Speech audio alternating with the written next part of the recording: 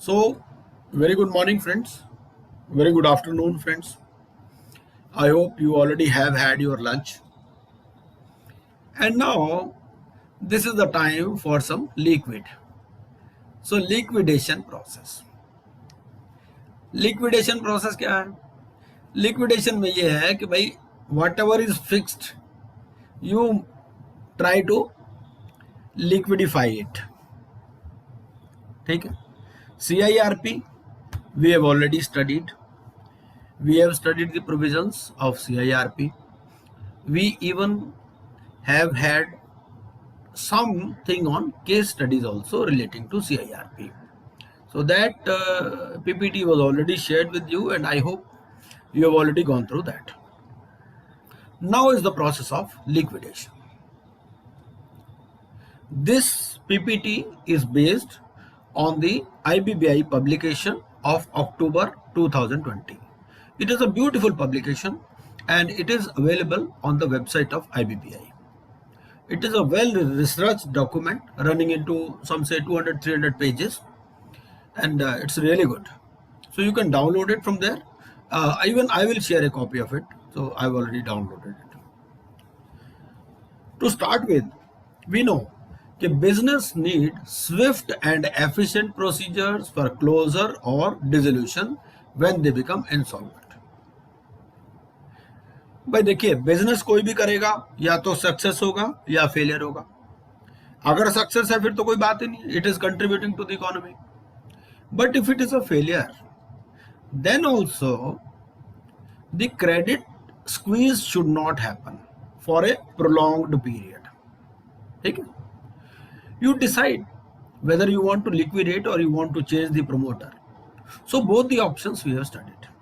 But IBC says, first of all, exhaust the possibility of resolution because it is not a recovery mechanism. IBC is not a suit for money recovery or claims. It is a methodology suggested for maximization of interest of all the stakeholders. Now this maximization could happen either by changing the erstwhile promoters or by way of liquidation if no promoter wants to join the bandwagon. Two kinds of liquidation process are envisaged under the IBC. One is when the CD has committed a default. Another is when you want to voluntarily liquidate. You are otherwise solvent, but you want to liquidate. So both these provisions we will study. And these provisions, they were, as we know, prior to this IBC, Companies Act was dealing with winding up of companies. Now, this 433E, it dealt with the winding up of a company on the ground of company's inability to pay the debts. Under that, what was the procedure? Official liquidator was to be appointed to take over the company for winding up. But there was no provision for resolution or reorganization, and liquidation was the only consequence for companies undergoing winding up procedures under the Companies Act. Now the processes of winding up and liquidation under the Companies Act resulted in extraordinary delays, we know, which often led to almost complete erosion of the asset value. भाई 10-10, 15-15 साल cases उनके चलते रहते थे. IBC में क्या हो गया? In case of default, a company must first necessarily enter the CIRP phase. आपको CIRP में तो एंटर करना ही है. ये हो सकता है कि in the first meeting itself you decide to liquidate the company, but first that process has to be completed. ठीक है. And COC to take the appropriate decision to liquidate the CD at any time after its constitution. Before the confirmation of the resolution plan, including at any time before the preparation of the information memorandum to ensure the early exit of unviable businesses. ठीक है. तो COC के पास पूरी power है, कभी भी liquidation का decision ले सकते हैं, even before confirmation of resolution plan, और at any time before the preparation of information memorandum. Information memorandum हमने पढ़ाई है कि प्रोस्पेक्टस की तरह का एक डॉक्यूमेंट होता है जिसमें एसेट्स और लाइबिलिटीज का डिटेल बताया जाता है। किसको बताया जाता है? इंटेंडिंग प्रोमोटर को। ठीक है भाई, कोई आपकी कंपनी खरीदना चाहता है, बैलेंस शीट पे तो नहीं खरीदेगा ना, उसको चाहिए up to date position of claims, आपके एक्चुअल एसेट्स कितने हैं, एक्चुअल लाइबिलिटीज कितनी है। हो सकता है बैलेंस शीट में वो ना भी हो तो भी आरपी उनको इंक्लूड करता है। ठीक है, अब लिक्विडेशन, ये जो पूरी प्रोसीजर है इसको सबसे पहले तो होता है लिक्विडेशन, उसके बाद होता है डिसोल्यूशन। ठीक है, तो liquidation is defined as a process by which the life of a company is brought to an end in legal terms after which it will be properly administered by a liquidator. तो liquidator ही, मान लीजिए कोई court case भी file करना है तो liquidation process start होने के बाद जब एक बार लिक्विडेटर अपॉइंट हो जाए तो लिक्विडेटर ही सूट फाइल करेगा। ठीक है, लिक्विडेटर ही रिटर्न फाइल करेगा कंपनी के साथ, कंपनी के बेनिफिट के लिए। ठीक है, और इसके बाद में अगला प्रोसीजर क्या है? For a corporate entity to cease to exist as a separate legal entity it must be formally dissolved at which time it will be, तो उससे क्या होता है? डिसोल्यूशन के बाद उसका नाम काट दिया जाता है। ठीक है, from the register and it will become incapable of owning property in its. ये कुकिल जी जरा अपने आप को म्यूट कर लीजिए, या एडमिन सबको म्यूट कर दें। तो एट विच टाइम, ये कुकिल जी का ऑन है, एडमिन देख लीजिए कौन है। ऑफिस प्लीज हाँ म्यूट टू ऑल। हाँ, म्यूट ऑल कर दीजिए, फिर मैं अपने आप को अनम्यूट कर लूंगा।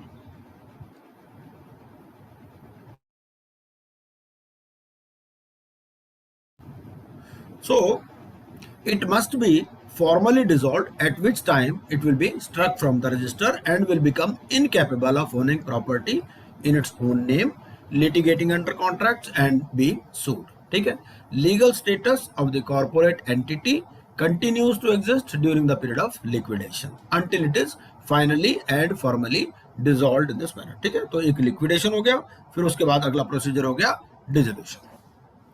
ठीक है, ग्राउंड्स क्या क्या है? सेक्शन 33 बात करता है, तो सेक्शन 33 ऑफ द आईबीसी 32 तक हमने पढ़ चुके हैं। ठीक है, तो 32 बात करता है ग्राउंड्स ऑफ लिक्विडेशन। सबसे पहला क्या है? Adjudicating authority before the expiry of the CIRP period. ठीक है, सीआईआरपी पीरियड हमें मालूम ही है कितना है, 180 प्लस 90, अब हो गया 330, या जो भी मैक्सिमम परमिटेड हो उसके बाद भी। ठीक है, और maximum period permitted for completion of the CIRP does not receive a resolution plan, कोई प्लान आया ही नहीं। ठीक है, तो लिक्विडेशन ऑर्डर हो सकता है। दूसरा, रेजोल्यूशन प्लान आया लेकिन एडजुडिकेटिंग अथॉरिटी ने उसको रिजेक्ट कर दिया। क्यों रिजेक्ट कर दिया? क्योंकि it was non compliance of requirements. Non compliance की रिक्वायरमेंट दे रखी है सेक्शन 33(1) भी। ठीक है भाई, वो कॉन्ट्रावेंशन करता है किसी लॉ का, या फिर उसमें जो रेजोल्यूशन एप्लीकेंट है उसने कोई कॉन्ट्रावेंशन किया, ठीक है ना, या it does not provide for insolvency resolution process cost, उसमें कुछ ग्राउंड्स दे रखी है। ठीक है ना, तो जब एडजुडिकेटिंग अथॉरिटी उस बेसिस पे रिजेक्ट कर देती है। ठीक है, तीसरा क्या है कि RP eight any time during the CIRP but before approval of the resolution plan. ठीक है, अब यहां पर क्या है, यहां सीओसी डिसाइड कर रही है। पहले दोनों में कौन डिसाइड कर रही है? Adjudicating authority. पहले में कोई रेजोल्यूशन प्लान नहीं आया। ठीक है, क्या होता है, मान लीजिए भाई कोई कंपनी सीआईआरपी में हो गई, अब वो सो गए, वो जा ही नहीं रहे एडजुडिकेटिंग अथॉरिटी के पास, टाइम पूरा एक्सपायर हो गया। ठीक है, ऐसा भी तो हो सकता है ना, कोई जाए ही नहीं एडजुडिकेटिंग अथॉरिटी के पास, तो वो लिक्विडेशन ऑर्डर इशू कर देंगे। ठीक है, दूसरा रिजेक्शन हो गया। तीसरे में ये है कि सीओसी का एक कॉन्शियस डिसीजन है कि इसको लिक्विडेट करो। ठीक है, क्योंकि रेजोल्यूशन प्लान अप्रूव होने से पहले, इसका मतलब रेजोल्यूशन प्लान आ गया लेकिन रेजोल्यूशन प्लान उनको सूट नहीं कर रहा, उनको लग रहा है रेजोल्यूशन प्लान ठीक नहीं है। ठीक है, और इसके लिए अप्रूवल कितना लेना है? नॉट लेस देन 66%, मतलब 66 भी हो सकता है और उससे ज्यादा भी हो सकता है। ठीक है, तो bye way of insolvency and bankruptcy amendment act, इसमें एक एक्सप्लेनेशन ऐड किया गया कि भाई सीओसी में decide to liquidate the CD at any time after its constitution. तो सीओसी कॉन्स्टिट्यूट होती है हमें पता है विद इन 30 डेज। ठीक है, और उसकी लिस्ट पूरी उस along with names and addresses adjudicating authority को देता है RP and before the confirmation of the resolution plan, ठीक है, including eight any time before the preparation of the information memorandum. तो मतलब जब अभी इंफॉर्मेशन मेमोरेंडम तैयार नहीं हुआ, भाई देखो सीओसी को पता चलता है भाई कंपनी के पास कोई एसेट्स ही नहीं है, जब एसेट्स ही नहीं है तो तैयार करके क्या करेंगे, वो क्यों ऐसा डिसीजन क्यों लेते हैं, कई बार उनको लगता है भाई ऐसा है ना, जब तक ये डिसीजन नहीं होगा आरपी की भी फीस चलती रहती है, आरपी पर मंथ फीस ले रहा है। अब वो कहता है मैं तो ये इन्फॉर्मेशन मेमोरेंडम, अरे भाई कुछ है ही नहीं कंपनी में तो क्या बनाओगे इन्फॉर्मेशन मेमोरेंडम, ठीक है, वो कहते हैं जी लिक्विडेट करो। चौथा पॉइंट क्या है, where there has been contravention in the implementation of the resolution plan. Resolution plan approve हो गया था, फिर उसका एक इम्प्लीमेंटेशन फेज आता है, क्योंकि इम्प्लीमेंटेशन भी 2-3 साल में होता है ना। देखो एक रेजोल्यूशन प्लान आ गया, रेजोल्यूशन प्लान का मतलब क्या है, रेजोल्यूशन प्लान में वो कहता है जी मैं 200 करोड़ रुपए लाऊंगा इस कंपनी में, ठीक है, और मैं इस तरह से इन लोगों की पेमेंट करूंगा, ठीक है।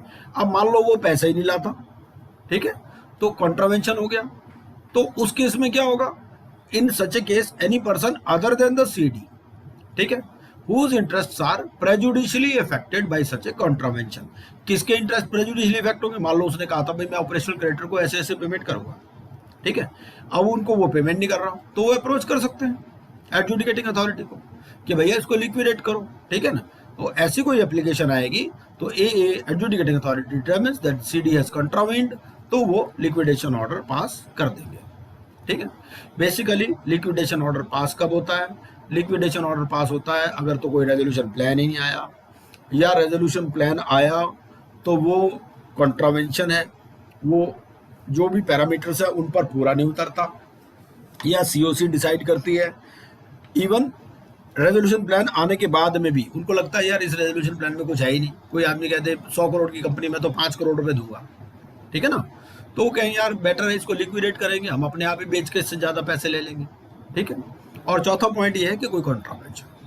सेक्शन 59 क्या कहता है, सेक्शन 59 ये तो हो गया हमारा पहले वाला कंपल्सरी लिक्विडेशन, दूसरा हो गया ये वॉलंटरी लिक्विडेशन। और ये जो कंपल्सरी लिक्विडेशन है और ये वॉलंटरी लिक्विडेशन है, ये पहले कहाँ पर थे, कंपनीज एक्ट में, वहां से ये दोनों प्रोविजन वाइंडिंग अप वाले वो यहाँ पर आ गए, और जहां जहां पर भी कंपनीज एक्ट लिखा हुआ था उसके साथ साथ में उन्होंने शेड्यूल 11 में अमेंडमेंट करके लिख दिया आईबीसी कोड, ठीक है।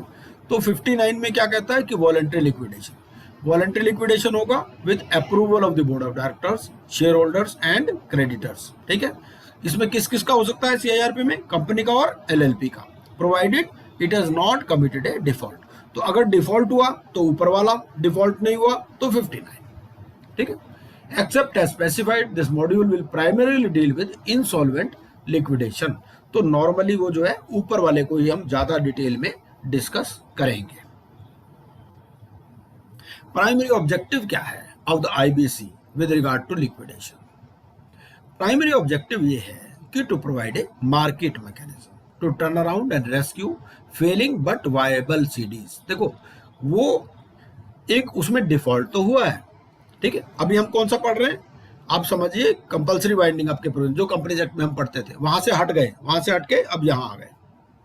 इनके अलावा भी जो ग्राउंड्स होती हैं, जैसे मान लो if registrar feels that the company should be wound up if it is acting against the interest of the country, वो वाले प्रोविजन अभी भी कंपनीज एक्ट में ही है।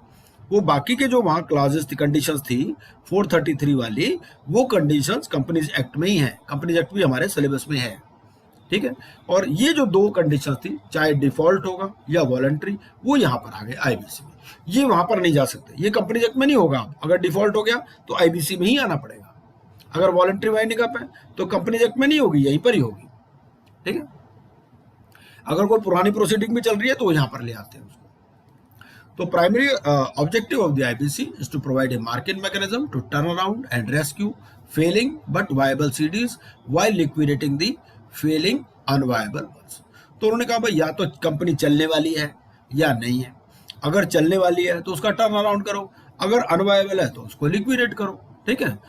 तो hence the IBC does not enable a stakeholder to file an application for liquidation of the CD that has committed a default।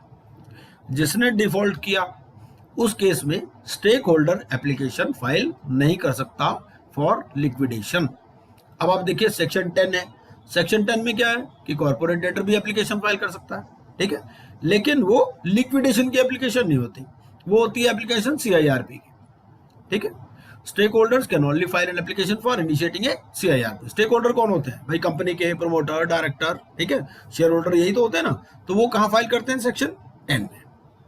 तो if the resolution process fails to yield a resolution plan, or if the COC finds that the CD has no viable business for resolution, liquidation is ordered, ठीक है। अब stake holder का क्या मतलब है? Stake holder defined है regulation 21K of the liquidation process regulations. जिनको भी जब हलवा बटेगा तो जिनको प्रसाद मिलेगा वो है stakeholder. They are the persons who are entitled to the distribution of proceeds under section 53। तो सेक्शन 53 हम लोगों को मालूम ही है कि वाटरफॉल मैकेनिज्म है कि भाई जब कंपनी का जो कद्दू कटता है तो वो किस किस में बटता है, ठीक है। The present timeline prescribed under the liquidation process regulations is 1 year. पहले ये पीरियड था 2 इयर्स, अब ये हो गया 1 year. This is unlike the winding up provisions in the companies act. तो the previous law that dealt with liquidation, वहां पर तो कोई टाइम लिमिट ही नहीं थी, वहां तो सालों साल चले जा रहे हैं। यहाँ पर भी है कि 1 ईयर के बाद एक्सटेंशन भी अलाउड है, लेकिन प्राइमरीली पीरियड जो है 1 ईयर है। टाइमलाइन जो दी गई है वो 1 ईयर के हिसाब से दी गई है। जैसे हमने CIRP की टाइमलाइन पढ़ी तो T+180 थी, यहाँ पर हम पढ़ेंगे T+365। अब लिक्विडेशन वर्सेस वाइंडिंग अप, वहां पर क्या था? ये ना आप थोड़ा सा इनको, भाई एडमिन क्या कर रहे हैं, एडमिन में ये करो कि सिक्योरिटी में जाके ना, सिक्योरिटी में ये कर दो इनको कि they can not annotate on screen. Hello,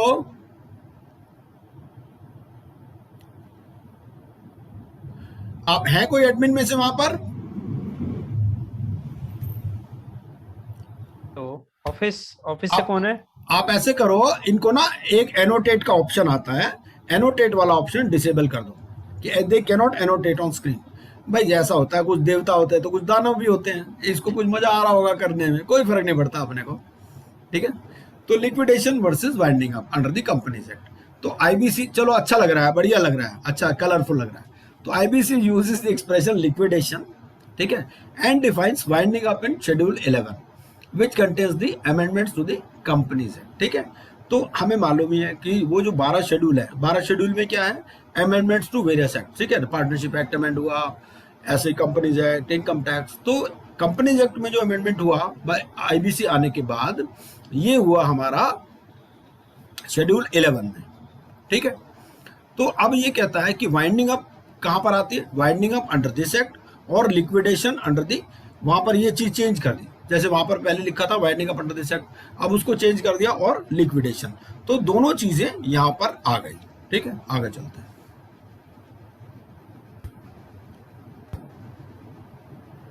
चलो मैं ना ये थोड़ा स्टॉप शेयर करके दोबारा कर देता हूँ। आपने कर दिया होगा एडमिन मेरे हिसाब से, है ना?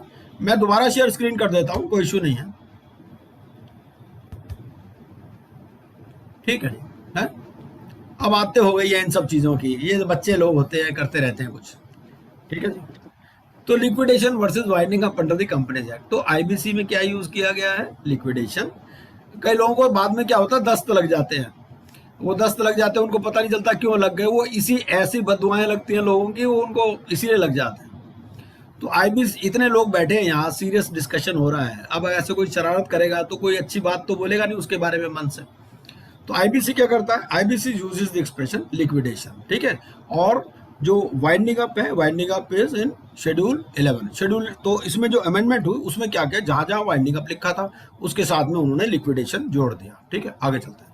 434 of the companies act provides that any party or parties to any proceedings relating to winding up which may be pending before. तो क्या होता है कि जैसे IBC आने के पहले भी वाइंडिंग अप के हमारे प्रोसीजर चल रहे थे, ठीक है ना। बहुत सारी कंपनीज वाइंडिंग अप में थी, 10-10 साल पुरानी। तो जब IBC आया तो इन्होंने कहा कि भाई आप एप्लीकेशन कर सकते हो for transfer of proceeding to the adjudicating authority, ठीक है। इसके लिए ट्रांसफर ऑफ प्रोसीडिंग रूल्स हैं, ऑर्डर्स भी हैं, वो सारा हम कंपनीज एक्ट में पढ़ेंगे, ठीक है। और ये जो एप्लीकेशन है, it shall be dealt with as an application for initiation of a CIRP under the IBC, ठीक है। और अगर जो दूसरे मैटर मैंने बताया, जैसे कंपनी एक्ट में हम पढ़ते थे कि ठीक है ना भाई, कोई कंपनी के it is acting against the interest of the sovereignty, integrity, security, ठीक है ना। तो on an application made by the registrar, ये मेरी स्क्रीन विजिबल हो रही है ना दोबारा, जो दूसरी स्क्रीन शेयर की मैंने आपको? Yes sir, okay okay, it's visible. Sir, kindly sir full कर दीजिए स्क्रीन। हाँ फुल कर देता हूँ जी, ठीक है जी। एक मिनट, ये हाँ जी।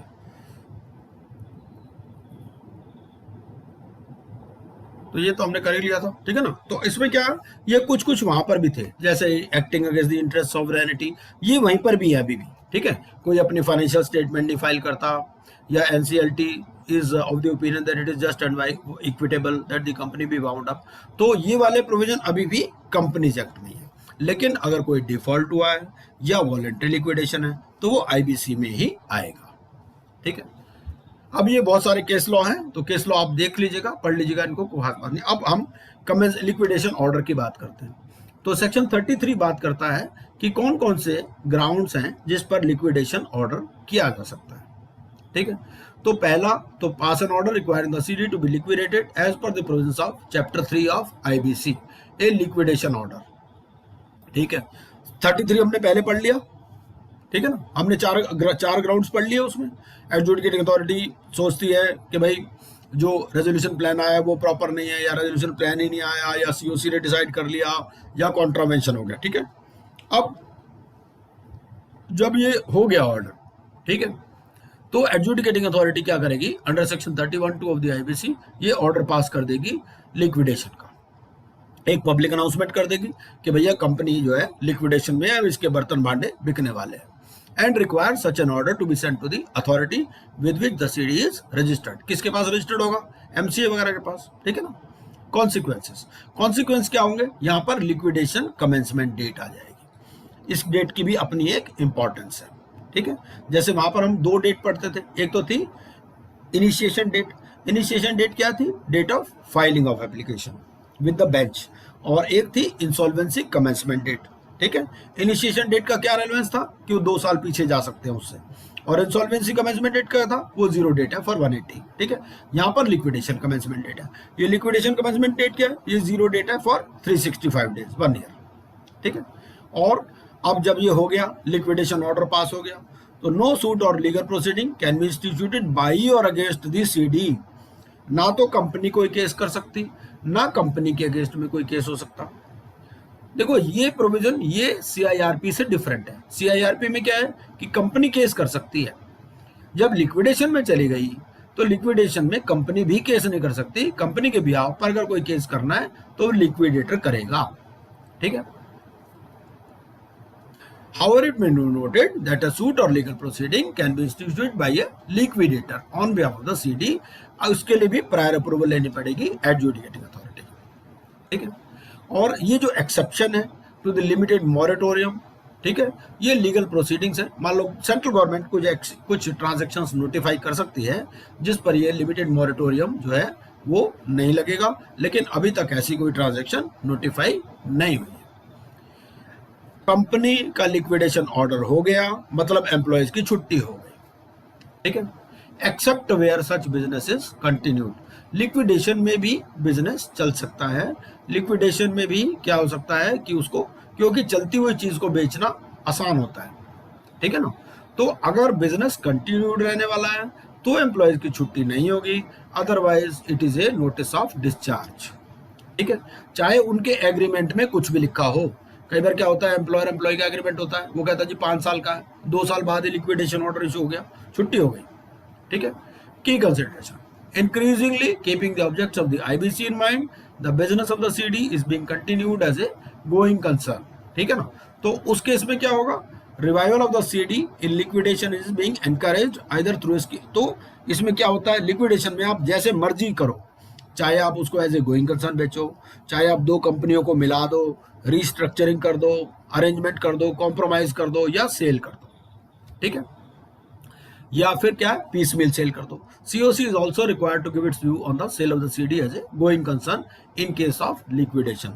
तो सीओसी को भी अपना व्यू देना होता है on the sale of the CD, क्योंकि सीओसी ही रिकमेंड कर रही है लिक्विडेशन के लिए, ठीक है। Hence in such cases the liquidation order would not operate an automatic discharge of the CD's employees and workers, ठीक है। तो अगर गोइंग कंसर्न होना तो फिर छुट्टी नहीं होगी, अदरवाइज छुट्टी हो जाएगी। अब लिक्विडेटर अपॉइंट हो गया। 34 क्या कहता है कि where the adjudicating authority passes the liquidation order, ठीक है, RP appointed under a CIRP, RP की प्रमोशन हो जाएगी, आरपी बन जाएगा अब लिक्विडेटर, ठीक है, subject to the RP giving written consent. कई बार क्या होता है, आरपी दुखी हो गया होता है, आरपी कहता है जी मैं नहीं बनना चाहता लिक्विडेटर, ठीक है ना, तो उसकी कंसेंट लेनी जरूरी है, तो बना देते हैं उसको। लेकिन उसको रिप्लेस किया जाएगा किन किन केसेस में। पहली बात, जो रेजोल्यूशन प्लान सबमिट किया था आरपी ने वो रिजेक्ट हो गया for failure to meet the mandatory requirement stipulated in section 30 subsection 2। अब कहते हैं भाई ये प्लान नहीं प्रॉपर बना पाया तो ये लिक्विडेशन क्या करेगा, हटाओ इसको, ठीक है। दूसरी कंडीशन क्या है कि IBBI recommends to the adjudicating authority that the RP should be replaced for reasons to be recorded in writing. इसमें हम केस लॉ पढ़ेंगे। केस लॉ में ये लिखा है कि ना एनसीएलटी के साथ अपना पैनल आईबीबीआई शेयर करती है, आईबीबीआई कोई अलग से ऑर्डर नहीं देगी, लिखा ना आईबीबीआई रिकमेंड्स, तो आईबीबीआई अपना पैनल एनसीएलटी के साथ शेयर करती है और वो कहते हैं जो शेयरिंग ऑफ पैनल है यही रिकमेंडेशन है, ठीक है। एक ऐसा केस लॉ आप पढ़ेंगे। एंड आरपी का वरना आपको जी आईबीबीआई ने तो रिकमेंड किया नहीं, एक उसको आरपी को हटा दिया, ऐसे उसने कहा भाई एनसीएलटी को तो पावर ही नहीं है, इसमें तो ये लिखा है कि आरबीआई विल रिकमेंड, तो उसमें ये डिसाइड हुआ कि भैया ऐसे है जब आईबीबीआई ने अपना पैनल एनसीएलटी के साथ शेयर किया हुआ है इसका मतलब ये कि उसकी टैसिट अप्रूवल है, ठीक है, and RP can be replaced. और तीसरा ये कि RP fails to submit is written consent, ठीक है, तो रिटन कंसेंट नहीं दे पाता, उसका रेजोल्यूशन प्लान जो उसने बनाया था वो रिजेक्ट हो गया, या फिर जो है आईबीबीआई रिकमेंड्स टू कि आरपी शुड बी रिप्लेस्ड, ठीक है। अगर आरपी को रिप्लेस करना हो तो आईबीबीआई से पूछ लेंगे और वो जो है with in 10 days IBBI revert करेगा। नॉर्मली आईबीबीआई के लिए जहां जहां भी पीरियड है वो 10 डेज का है, ठीक है। और इसमें क्या है, to facilitate and make the process of appointment easier and swifter, IBBI has issued guidelines for preparing a panel of IPs, ठीक है ना। तो आईबीबीआई जो है अपना एक पैनल मेंटेन करता है, बैंक्स भी कुछ अपना पैनल मेंटेन करते हैं और एनसीएलटी के साथ आईबीबीआई अपना पैनल शेयर करता है। तो IBBI has also prepared a common panel of IPs for appointment as IRP, liquidator, RP और बैंक्रप्सी ट्रस्टी, ठीक है, and has shared the same with adjudicating authority in accordance with the guidelines. Eligibility, eligibility क्या है, eligibility regulation 3 है, liquidation process. देखिए हम जो है कोड को भी पढ़ रहे हैं और साथ ही साथ में रेगुलेशंस को भी पढ़ रहे हैं, पढ़ने का तरीका यही है, क्योंकि क्या होता है अब आप जब कोड पढ़ोगे कोड में लिखा होगा एज में बी स्पेसिफाइड, तो स्पेसिफाइड का मतलब क्या है कि वो रेगुलेशन में है, एज में बी प्रेस्क्राइब्ड तो वो क्या है मतलब रूल्स है। तो आपको रेलेवेंट जो है रेगुलेशन, रूल या नोटिफिकेशन वो भी साथ में ही पढ़ना है, ठीक है। आपको पढ़ने के लिए कोई किताब लेने की जरूरत नहीं है, आपको बेयर कोड से ही पढ़ना है। Bare code is the best, क्योंकि क्या है कल को आपको एनसीएलटी में जाके प्रैक्टिस करनी है। अब वहाँ एनसीएलटी में जाके कोई टेक्स्ट बुक तो आप लेके नहीं जाओगे, अगर आपको टेक्स्ट बुक से पढ़ने की आदत पड़ गई तो, ठीक है। वहाँ तो आप क्या बेयर कोड ही लेके जाओगे ना, तो अभी से पढ़ना शुरू करो वैसे। तो regulation 3 of the liquidation process regulation sets out the eligibility criteria for a liquidator, ठीक है। तो जो आरपी है उसको वो लिक्विडेटर हो जाएगा कब, देखो सबसे पहले तो क्या है आरपी जो है इसका मतलब वो इंसॉल्वेंसी प्रोफेशनल होगा, या तो वो इंडिविजुअल होगा या वो किसी कंपनी का पार्टनर या डायरेक्टर होगा, ठीक है। तो अगर वो किसी कंपनी का पार्टनर या डायरेक्टर है, ठीक है, तो उनमें से कोई भी उसका रिलेटेड पार्टी नहीं होना चाहिए, ठीक है। सबसे पहली बात तो इंडिपेंडेंट डायरेक्टर की जो क्वालिफिकेशन है, they are eligible to be appointed as an independent director under section 149 of the Companies Act, ठीक है। तो इंडिपेंडेंट डायरेक्टर की जो क्वालिफिकेशन है उसके हिसाब से भी वो एलिजिबल होना चाहिए लिक्विडेटर अपॉइंट होने के लिए। दूसरा, रिलेटेड पार्टी नहीं होनी चाहिए कॉर्पोरेट डेटर की। रिलेटेड पार्टी की डेफिनेशन हमने सेक्शन कितना 225 में पढ़ रखी है, ठीक है ना। तो हमने शुरू में पढ़ ली होगी वो डेफिनेशन, तो ये 325 में पढ़ी होगी मेरे हिसाब से आपने, है ना? वो देख लेना आप कहाँ डेफिनेशन है, मेरे हिसाब से 325 में ही।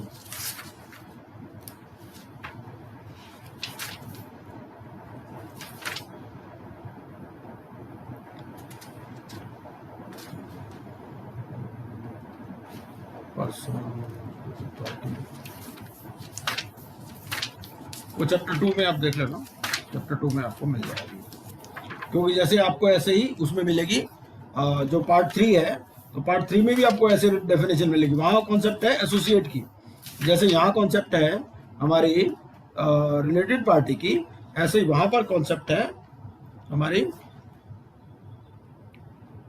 एसोसिएट। एक मिनट,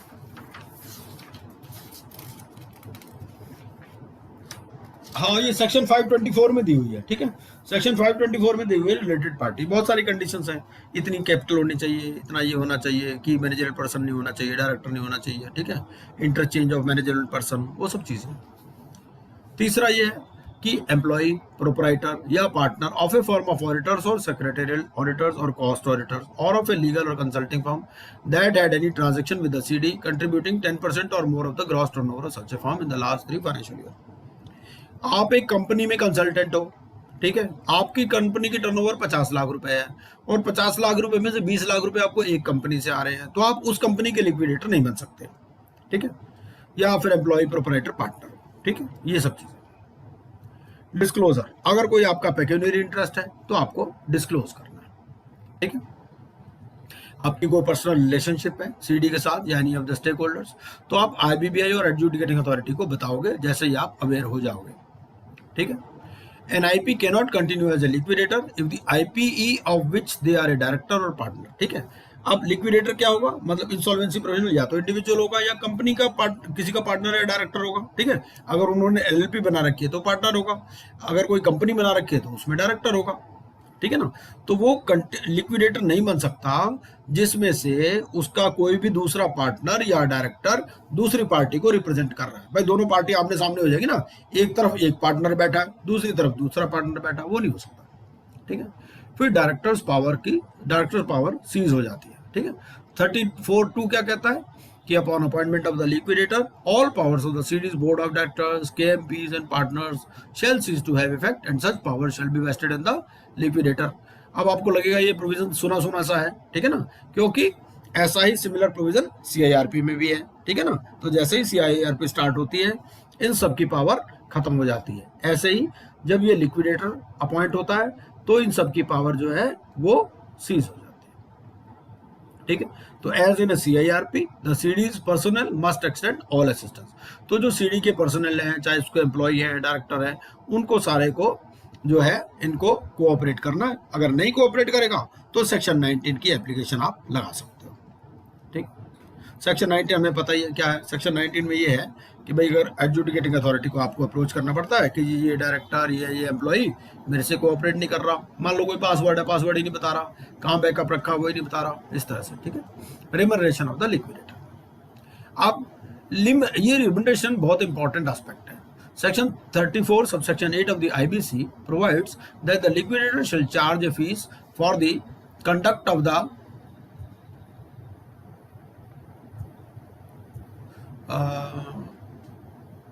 कहाँ चला गया, अच्छा हाँ, तो इसमें क्या है कि जो आपके लिक्विडेशन प्रोसीडिंग्स हैं उसमें क्या करना है, आपको प्रोपोर्शनेट मिलना of the liquidation estate assets.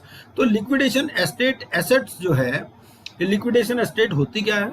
Liquidation estate में आप ये समझिए कि कंपनी के जितने भी एसेट्स हैं उसकी लिस्ट बना ली जाती है, ठीक है? चाहे वो कंपनी के पोजीशन में हैं चाहे नहीं है, मान लो कोई अटैचमेंट वगैरह है तो वो भी उसमें आ जाएंगे, ठीक है? जैसे मैंने कल बताया था कि भाई कोई बैंक अकाउंट फ्रीज है तो वो भी आप उसमें लिक्विडेशन एस्टेट में आ जाएंगे, लेकिन सब्सिडरी के या होल्डिंग कंपनी के एसेट्स उसमें नहीं आएंगे। कोई ट्रस्ट फंड है, कोई ग्रेचुटी फंड है, वो नहीं आएगा, ठीक है? इसकी कैलकुलेशन है वो आगे देखेंगे हम, उसके बेसिस पर इसको पैसे मिलते हैं, ठीक है? दूसरा, as per section 34 subsection 9 such fees shall be paid to the liquidator from the proceeds of the liquidation estate under section 53, ठीक है ना। तो 53 में जो है लिक्विडेशन एस्टेट से ही इसकी पेमेंट होगी। अब इसमें क्या कहा गया, इसमें ये कहा गया कि भाई रेगुलेशन 4 है लिक्विडेशन प्रोसेस रेगुलेशंस का, इसमें एक अमेंडमेंट की गई। उसमें क्या कहा गया, उसमें कहा गया कि जो fees payable to the liquidator है it shall be in accordance with the decision taken by the CoC. ऐसा होता है सीओसी जब डिसाइड करती है कि भाई कंपनी को लिक्विडेट करेंगे, ठीक है, अब उनको ये भी पता है कि भाई इसी को ही रखा जाएगा नॉर्मली लिक्विडेटर, ठीक है ना। नॉर्मली क्या होता है भाई कोई प्रॉब्लम नहीं हो तो आरपी को ही लिक्विडेटर रख देते हैं, उससे पूछ लेते हैं भाई तुम बताओ कितनी फीस लोगे, ठीक है ना। तो as per this regulation while approving a resolution plan या deciding to liquidate the CoC may in consultation with the RP fix the fees payable to the liquidator. तो वो उसकी फीस फिक्स कर सकती है, ठीक है ना। If an order for liquidation is passed under section 33, वो कहते हैं भाई अगर ऑर्डर पास हो गया लिक्विडेशन का तो तुम बता दो कितनी फीस लोगे, ठीक है। और इसमें क्या होता है, the period if any used for compromise or arrangement under section 230 of the companies act. Section 230 में बता देता हूं आपको मेनली क्या होता है कि कंपनी के मान लो क्रेडिटर्स हैं, ठीक है ना। ये कॉम्प्रोमाइज और अरेंजमेंट अमेलगामेशन ये हम कहाँ पढ़ते हैं, हम पढ़ते हैं section 230 of the companies act. तो वहां पर होता क्या है बेसिकली, वो जो क्रेडिटर्स हैं मान लो 75% क्रेडिटर्स एग्री कि भाई ऐसा है कंपनी के पास पैसे तो हैं कम, ठीक है ना, हम सारे के सारे ऐसे करते हैं भाई 100 में से 80 पैसे के लिए एग्री कर जाते हैं, ठीक है ना। तो वो एक कॉम्प्रोमाइज की स्कीम लेकर के पहुंच जाते हैं एनसीएलटी से अप्रूव करा लेते हैं, ठीक है। ये बेसिकली इन ए नटशेल, बाकी तो डिटेल में हम वहां पढ़ेंगे। और दूसरा क्या है, the period if any used for sale of the CD और its business as a going concern. तो इस केस में क्या करता है, वो ये करता है कि भाई अगर आपका कॉम्प्रोमाइज अरेंजमेंट होगा तो कितनी फीस होगी। अब कॉम्प्रोमाइज या जो अरेंजमेंट की स्कीम है या तो ये सक्सेसफुल होगी या अनसक्सेसफुल होगी। अगर ये स्कीम सक्सेसफुल होती है तो कॉर्पोरेट डेटर पेमेंट करता है, और अगर ये स्कीम अनसक्सेसफुल होती है तो जो एप्लीकेंट होते हैं जो क्रेडिटर्स होते हैं वो पेमेंट करेंगे, ठीक है। ये लिक्विडेशन प्रोसेस कॉस्ट का पार्ट नहीं बनती, ठीक है। And the period if any used for sale of the CD और its business as a going concern, ठीक है ना। तो जब ये जो पीरियड है वो which is used for sale of the CD और its business as a going concern, तो उस पीरियड के लिए कहता है भाई आप अपनी फीस बता दो हमारे को, ठीक है ना। तो सीओसी लिक्विडेशन ऑर्डर पास करने से पहले ही सीओसी के साथ ये फीस डिसाइड कर सकती है, ठीक है। तो अब इस तरह से सीओसी में fix the liquidators fees during the CIRP itself, ठीक है। अगर मान लो वो फिर डिसाइड नहीं हुई, में लिखा है वहां वर्ड, ठीक है, अगर वो डिसाइड नहीं हुई तो लिक्विडेटर को कितने पैसे मिलेंगे, पहला एक तो फीस मिलेगी जितनी उसको आरपी के टाइम पे फीस मिल रही थी, ठीक है, for the period of section 230।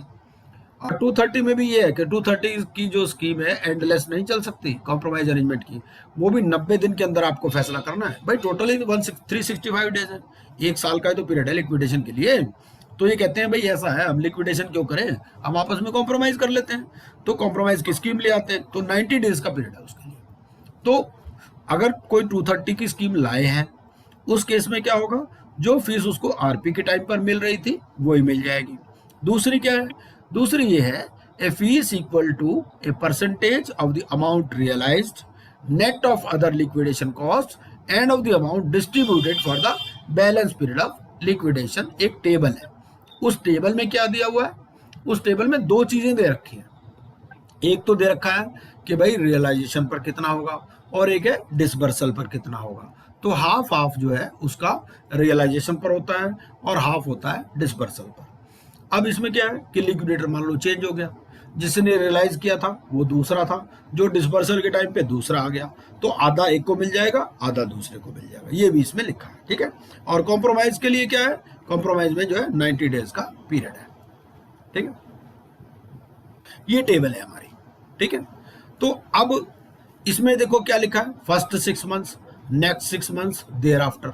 अब ये देयर आफ्टर क्यों लिखा है भाई, पीरियड ही जब 1 साल का है तो देयर आफ्टर इसलिए लिखा है कि ये पीरियड पहले 2 साल का था, तो जब 2 साल का था तो ये टेबल थी। अब क्योंकि 1 साल का हो गया तो पहले के 2 कॉलम भी यूजफुल है, लेकिन जो पुराने चल रहे हैं मान लो लिक्विडेशन, ठीक है ना भाई, 1 साल या 2 साल का पीरियड तो मिनिमम है ना, उसके आगे एक्सटेंड हो सकता है। तो मान लो पुराना भी चल रहा हो तो पुराने को इस हिसाब से पेमेंट होती है, और इसमें से भी आधी आधी, ठीक है, आधी मिलती है आपको रियलाइजेशन पे, आधी मिलती है डिसबर्सल।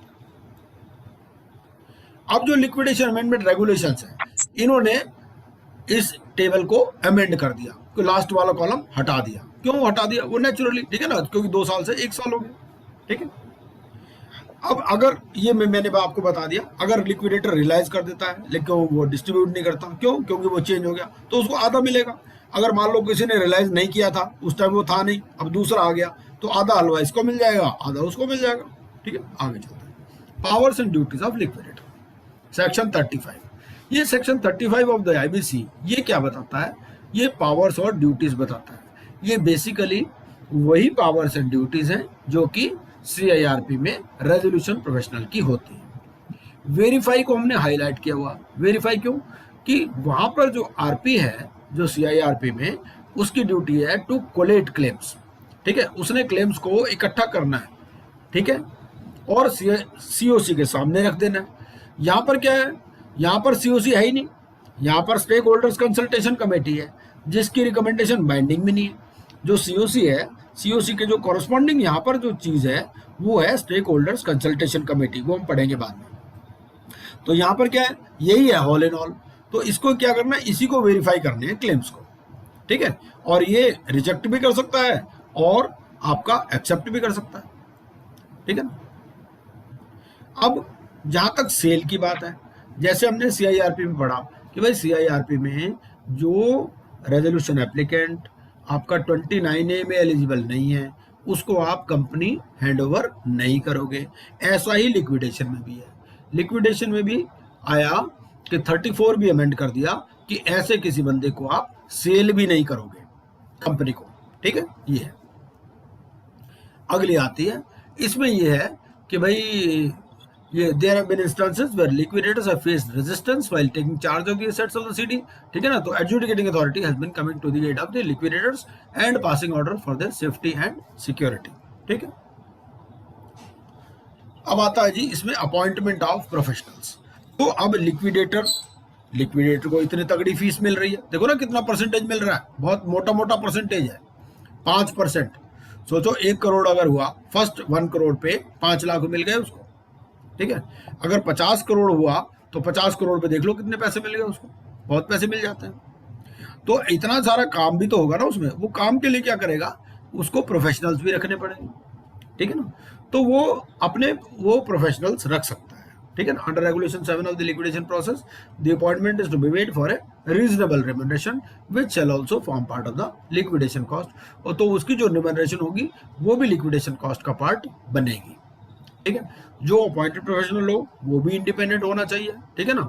वो रिलेटेड पार्टी नहीं होना चाहिए। लिक्विडेटर का ऐसा नहीं कि वो अपने रिश्तेदार को ही भर्ती कर ले, ठीक है ना, या रिलेटेड टू द सीडी भी नहीं होना चाहिए, और वो उस कंपनी का ऑडिटर भी नहीं होना चाहिए पिछले 5 सालों में, ठीक है।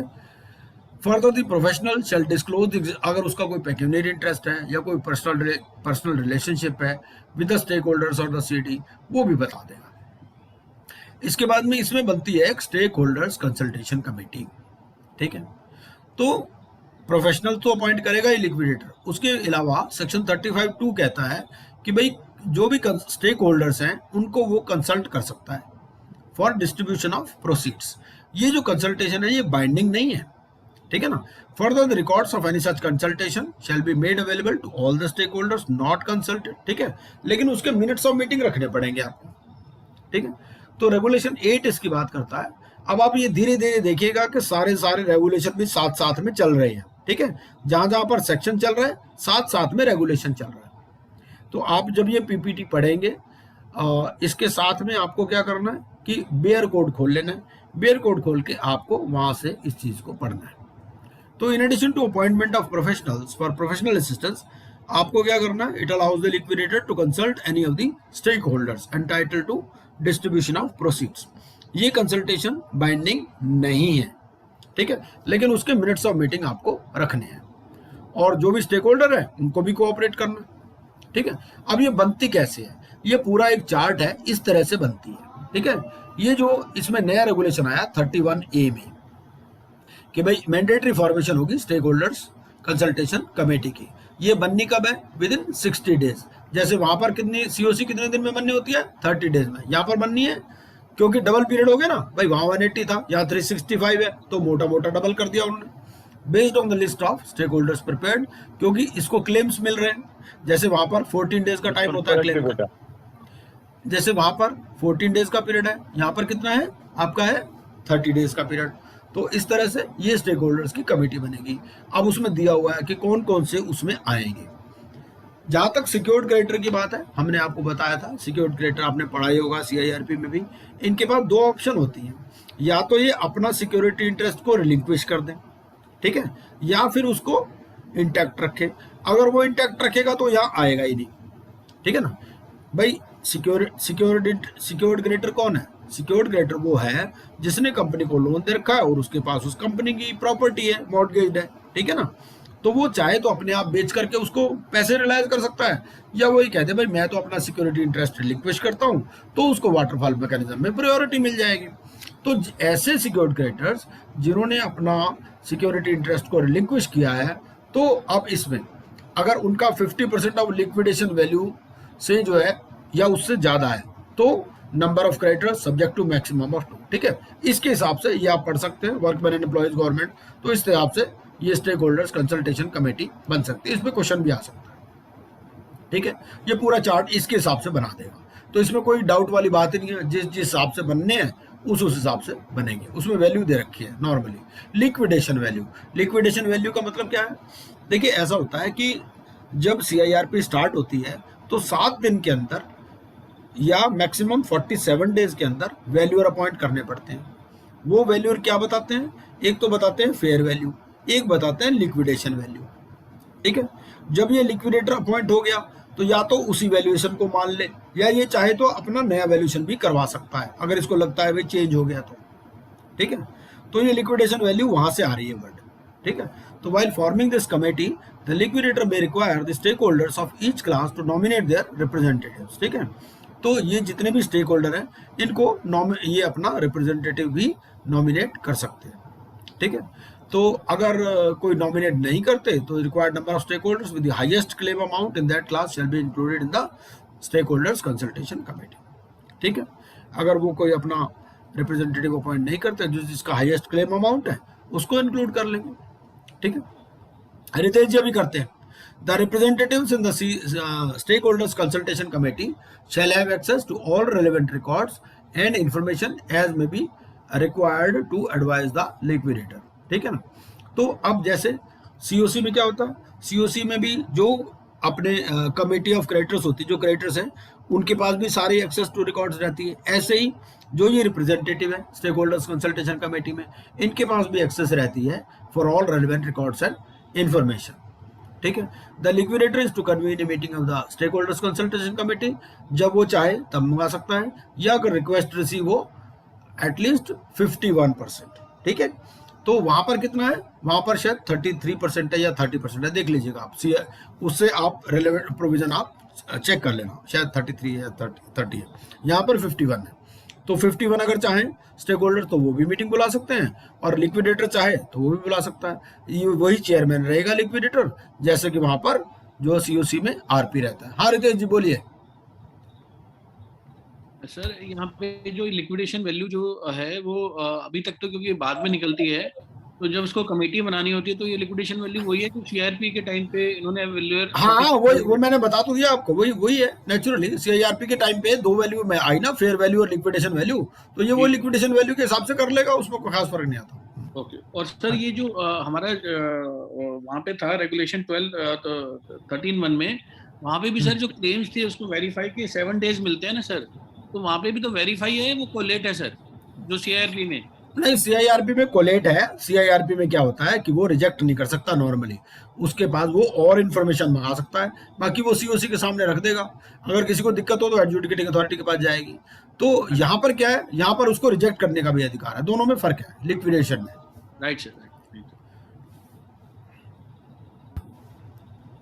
अब आगे चलते हैं। अब लिक्विडेटर क्या करेगा? It will place the recommendation of the COC किसको under sub regulation 1 before the stake holders consultation committee for its information, ठीक है।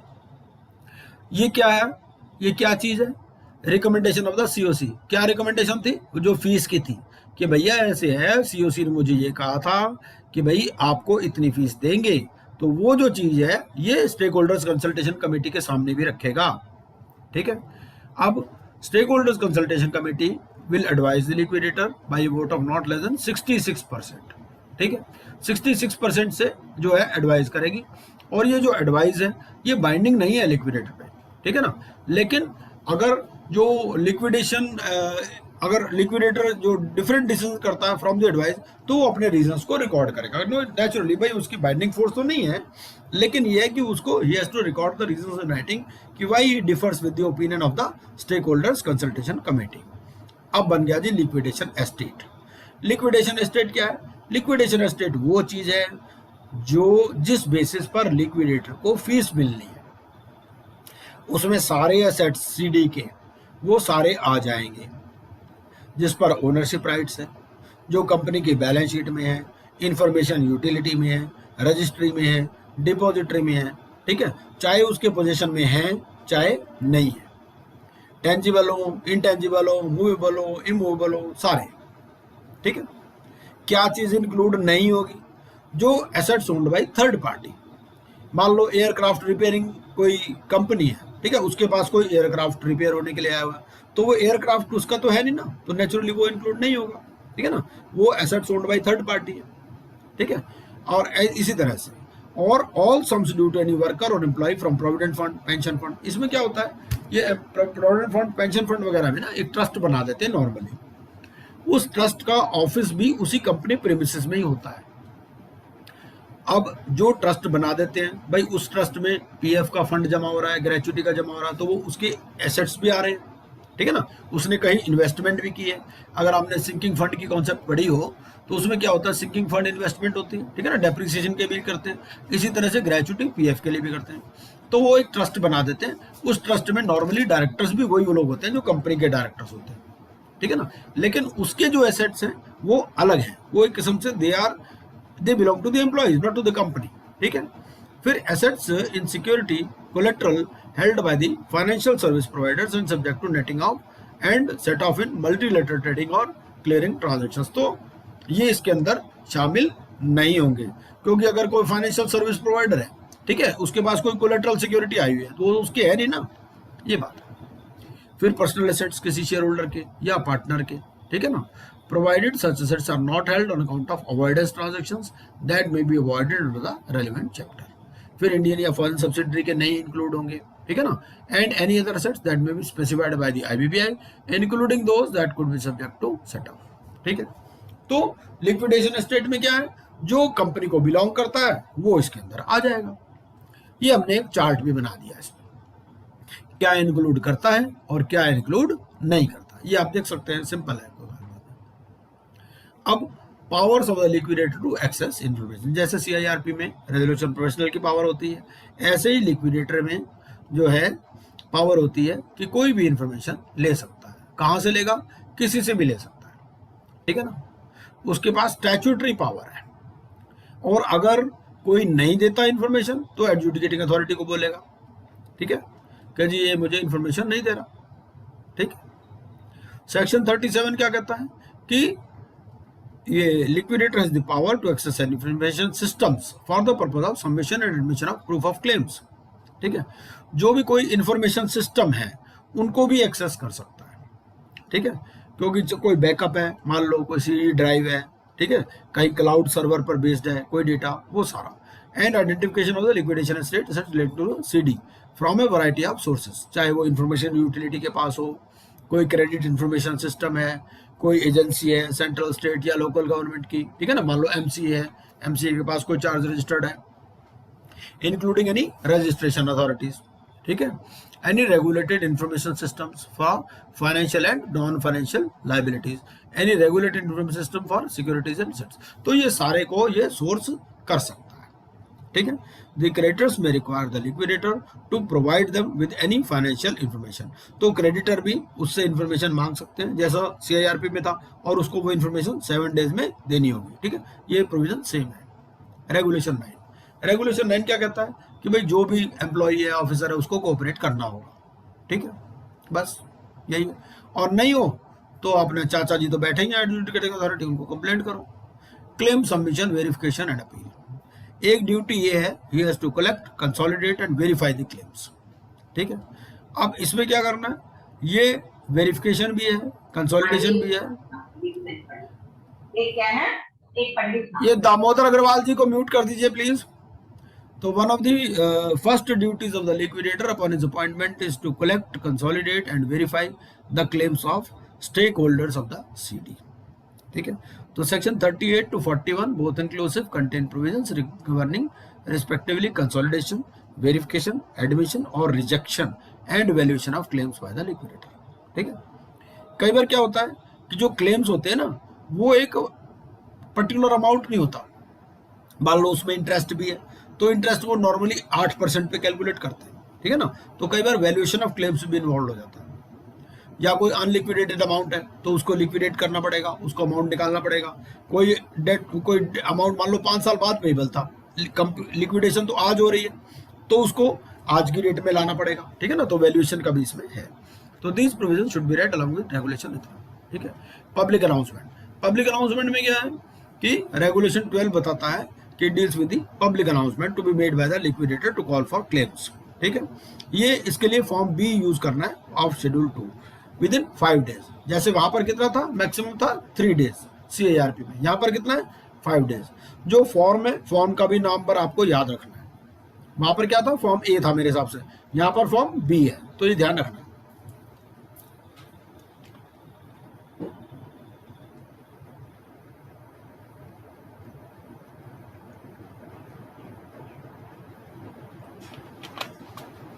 आप अपने मन में ना दोहराते रहिए, भाई CIRP में क्या था, लिक्विडेशन में क्या है, अपने आप याद हो जाएगा। The liquidation amendment regulations amended regulation 12 to provide that the liquidator,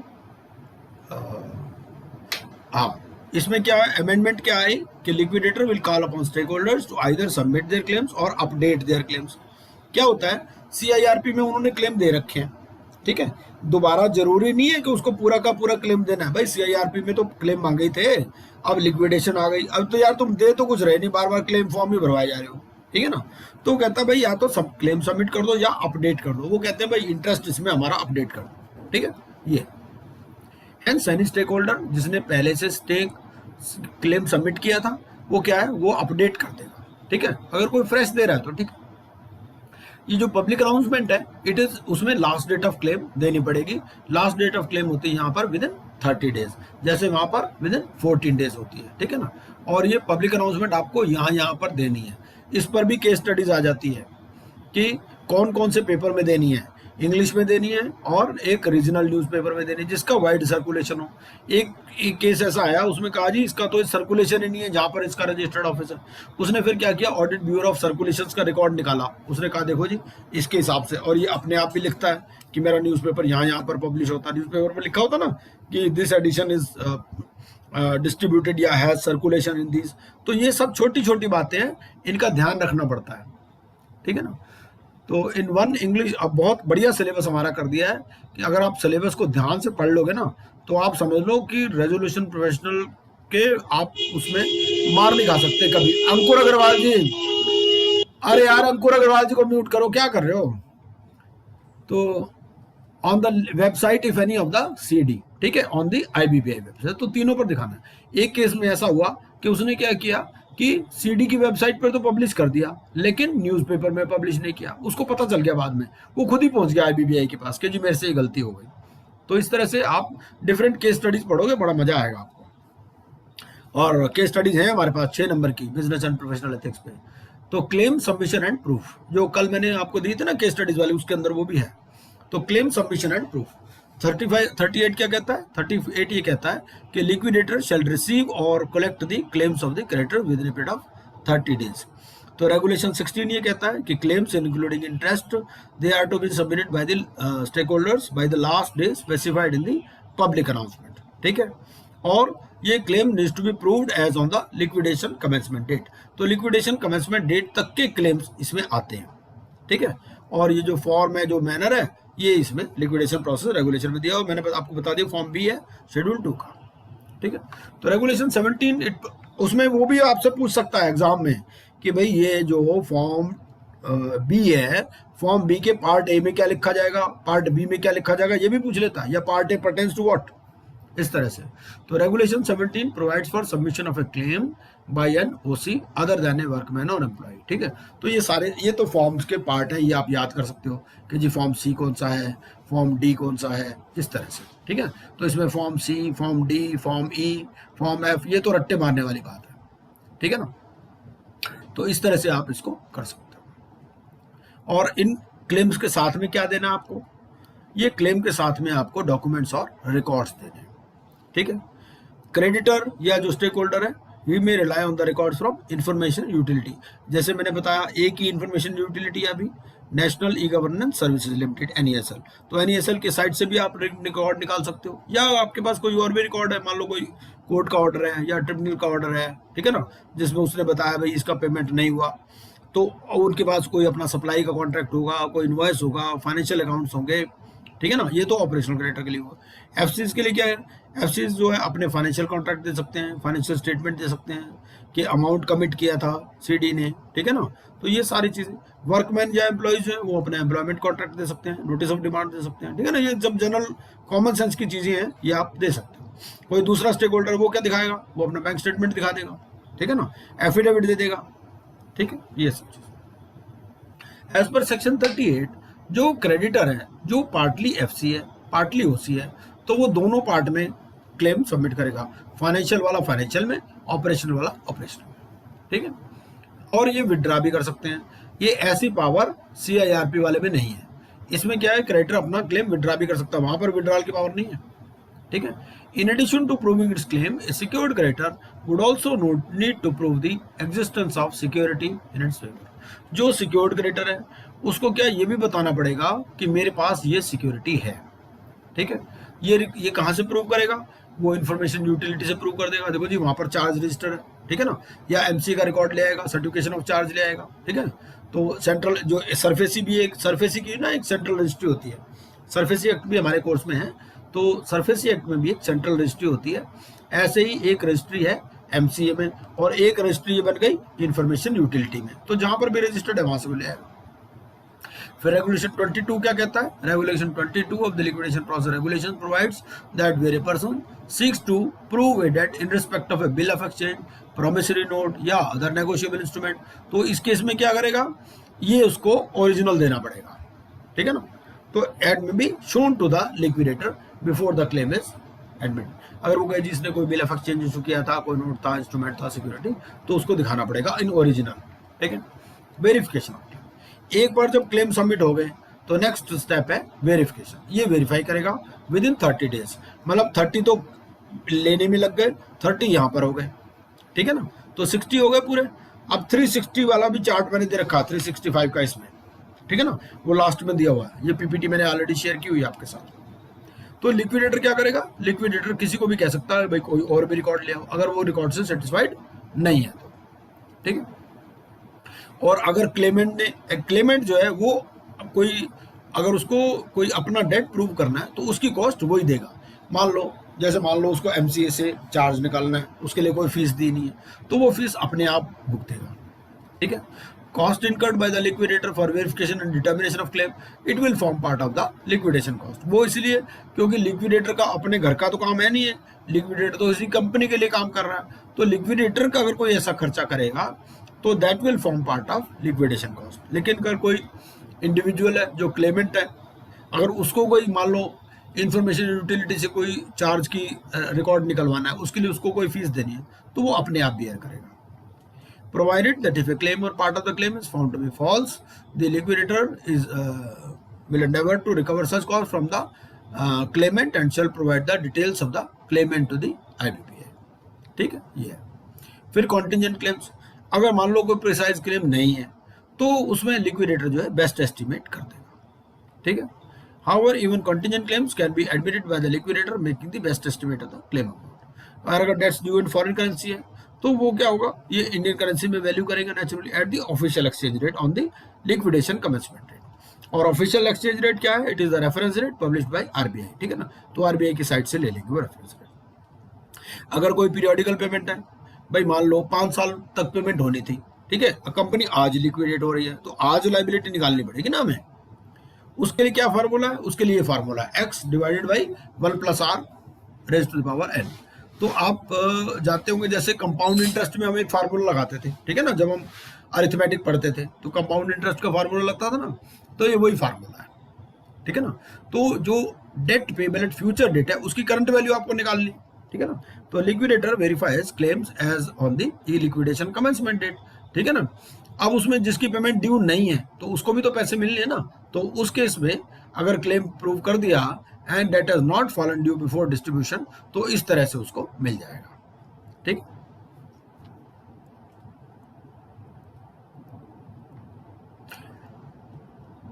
mutual credit और सेट ऑफ अलाउड है, ठीक है। एडमिशन या रिजेक्शन ऑफ क्लेम, तो एडमिट भी कर सकता है, रिजेक्शन भी कर सकता है। अगर रिजेक्ट करेगा तो कम्युनिकेट कर देगा, ठीक है ना।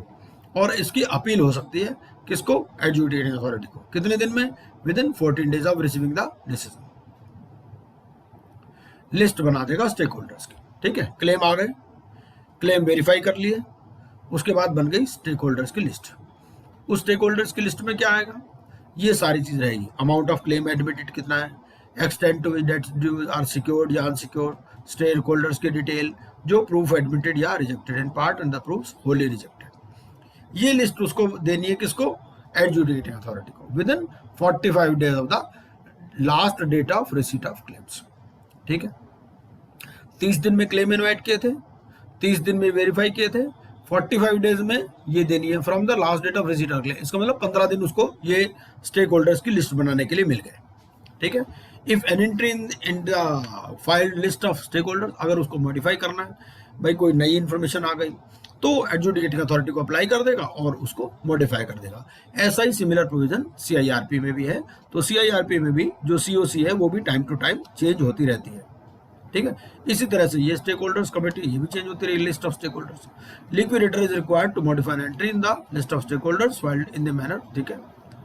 तो लिस्ट ऑफ स्टेक होल्डर्स जो है ये पब्लिक डॉक्यूमेंट है, ये जो भी जिन्होंने सबमिट क्लेम किए हैं अपने वो देख सकते हैं, मेंबर्स, पार्टनर्स, डायरेक्टर्स, गारंटर्स देख सकते हैं सीडी के, and it will be displayed on the website. अगर कंपनी की कोई वेबसाइट है तो उस पर भी ये डिस्प्लेड रहेगी, ठीक है। Secured creditors in liquidation proceedings, जो सिक्योर्ड क्रेडिट है इट ड्राइव्स द इकोनॉमी, ठीक है, and creates wealth, generates employment. क्योंकि जो सिक्योर्ड क्रेडिटर का राइट है ना, भाई सिक्योर्ड क्रेडिटर का तो राइट है ही ना, naturally right to priority over other claims and taxation dues are recognized under the secured transaction laws as well as the insolvency law। वो इसीलिए क्योंकि भाई वो, अजय जी आप म्यूट कर लीजिए अपने को, या एडमिन आप इनको म्यूट कर दीजिए अजय जी को, तो it will promote secured lending. तो आईबीसी भी जो सिक्योर्ड क्रेडिटर है उनके राइट को प्रोटेक्ट करती है by permitting it to enforce it security. अब उनकी मर्जी है चाहे लिक्विडेशन प्रोसेस में एंटर करें या नहीं करें, भाई उनके पास प्रॉपर्टी तो ऑलरेडी है ही, जो सिक्योर्ड क्रेडिटर है उसके पास ऑलरेडी प्रॉपर्टी दे रखी है। वो लिक्विडेटर को बताएगा जी मैं इतने में प्रॉपर्टी बेचना चाहता हूँ, अगर लिक्विडेटर के पास कुछ उससे ज़्यादा का ग्राहक होगा तो ठीक है, नहीं तो वो बेच देगा। अगर उसको ज़्यादा मिलेंगे तो वापस कर देगा, कम मिलेंगे तो अनसिक्योर्ड वाली लाइन में लग जाएगा, सिंपल है द सिक्योर्ड क्रेडिटर।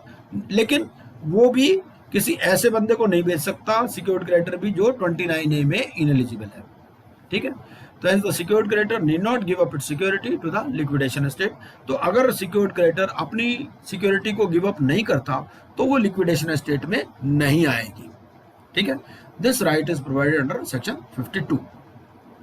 तो जब ये liquidation upon commencement of the liquidation process, secured creditor के पास दो ऑप्शन है, या तो अपनी सिक्योरिटी को रिलिंक्विश करें, ठीक है, या फिर they will receive proceeds from the sale of assets, ठीक है, या फिर दूसरा ये कि they stay outside the liquidation और अपने आप ही सेल सोल करके उसको रिकवर कर ले।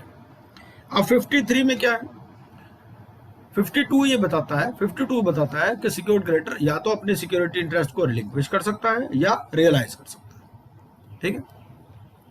अगर रिलिंक्विश करता है तो उस केस में क्या होगा, जो लिक्विडेशन प्रोसेस कॉस्ट है उसके बाद में जो वर्कमैन के 24 मंथ्स के ड्यूज हैं और ये जो सिक्योर्ड क्रेडिटर, ये दोनों पेरी पैसो उनको चार्ज मिलेगा, ठीक है। In case of secured creditor who choose to realise their security, अब वो कहता नहीं जी मैं तो बेचूंगा, ठीक है ना, तो उसमें क्या होगा, अगर उनके कोई डेट्स रह जाते हैं, भाई 100 करोड़ का लोन दे रखा था, वो प्रॉपर्टी बिकी 80 करोड़ की, उसने 20 करोड़ तो अभी भी लेने ना, तो 20 करोड़ के लिए वो अनसिक्योर्ड क्रेडिटर बन जाएगा, ठीक है, वो 53(1)(e) सेकंड में आ जाएगा, ठीक है। Make ranking equally with government dues, को गवर्नमेंट ड्यूज में जो है वो भी लोअर प्रायोरिटी है। गवर्नमेंट ड्यूज भी दो तरह से है इसमें, 24 मंथ्स तक के गवर्नमेंट ड्यूज अलग है और 24 मंथ्स से बियॉन्ड वो अलग है, ठीक है, वो any other debts and dues में आते हैं। तो सिक्योर्ड क्रेडिटर जो है वो रियलाइज कर सकते हैं only after verification by the liquid. भाई देखो ऐसे है, सिक्योर्ड क्रेडिटर को प्रॉपर्टी दे रखी है, उसने 100 करोड़ का लोन दे रखा है, अब वो कहता जी ये तो जी 10 करोड़ में बिक रही है, तो लिक्विडेटर कहता है भाई तुम बहुत ज्यादा सियाने बन रहे हो, बताओ 80 करोड़ में तो मैं बेच दूंगा इसको, ठीक है ना।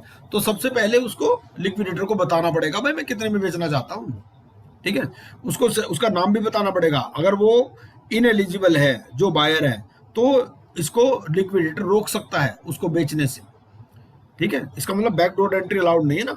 To this end secured creditors are required to inform the liquidator of such security interest and identify the asset that is subject to security interest to be realized। अब उसको आइडेंटिफाई भी करना पड़ेगा।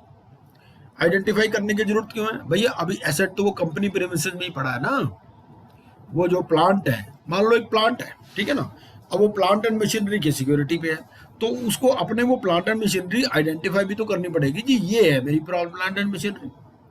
अभी उसकी जेब में नहीं पड़ी, उसके पास सिर्फ पेपर है, प्रॉपर्टी तो वही है कंपनी में।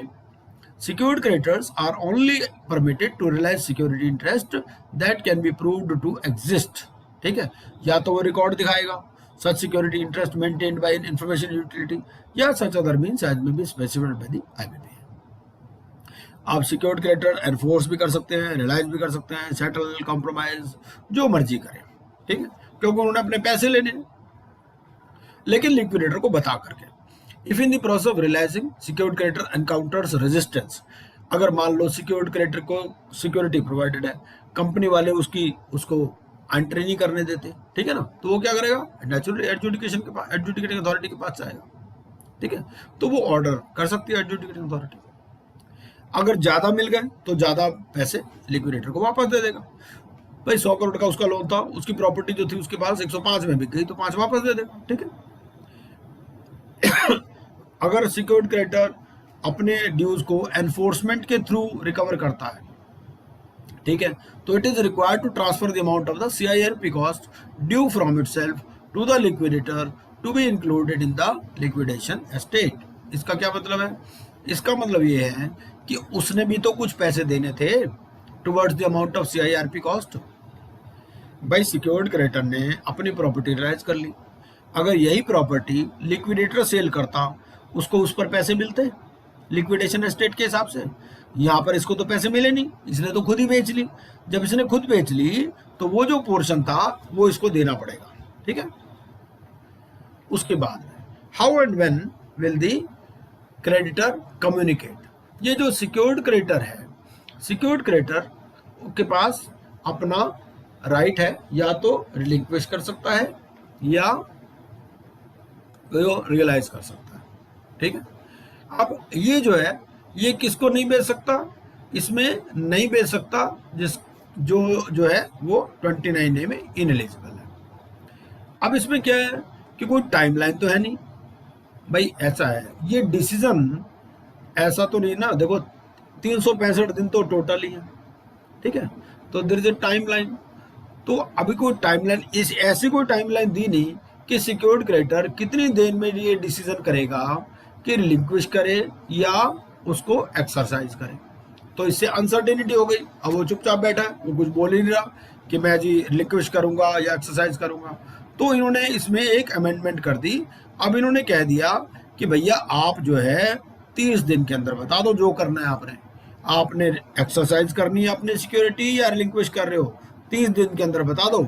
अगर आप नहीं करोगे तो हम ये मान लेंगे कि आप जो है ये रिलिंक्विश कर दिया आपने, ठीक है, आप बेचने में इंटरेस्टेड नहीं हो, ठीक है।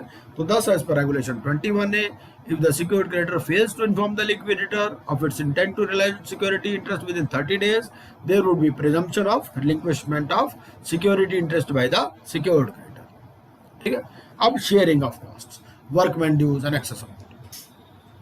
अब as per the liquidation waterfall, secured creditor जो अपने सिक्योरिटी को रिलिक्विश करता है, इसको और जो वर्कमैन है जो उनके 24 मंथ्स के ड्यूज हैं, वो दोनों बराबर ट्रीटमेंट है इसकी, ठीक है ना। तो इस केस में क्या हो गया कि एज पर सेक्शन 52, ये मैंने पहले ही बता दिया, सिक्योर्ड क्रेडिटर जो अपनी सिक्योरिटी को एनफोर्स करता है, उसको CIRP कॉस्ट में जो उसका पोर्शन है वो उसको देना पड़ेगा, ठीक है। सिंपल है, कोई खास बात नहीं है। लेकिन इसमें ये है कि हेंस ड्यू टू, एक मिनट अभी लेता हूँ क्वेश्चन आपके, hence due to no specific mention in section 52, a concern was raised that where the secured creditor decides to realize their security interest, the workman would recover a lesser amount। इनको लगा कि भाई ऐसे है कि अब 52 में वो प्रॉपर्टी तो बेच लेगा, जब वो प्रॉपर्टी बेच लेगा तो इनको लगेगा कि भाई वर्कमैन को तो कम अमाउंट मिला, ठीक है ना, depending upon the realisation during the liquidation process. तो क्योंकि 52 में कोई स्पेशल मेंशन नहीं था, क्योंकि देखो दोनों का बराबर चार्ज है, वर्कमैन का भी और सिक्योर्ड क्रेडिटर का भी, ठीक है। कोई स्पेसिफिक मेंशन तो था नहीं 52 में। तो इन्होंने कहा कि जो रियलाइज कर लेंगे यार वो तो फायदे में रहेंगे, एम्प्लॉयज को कम मिलेगा, ठीक है ना।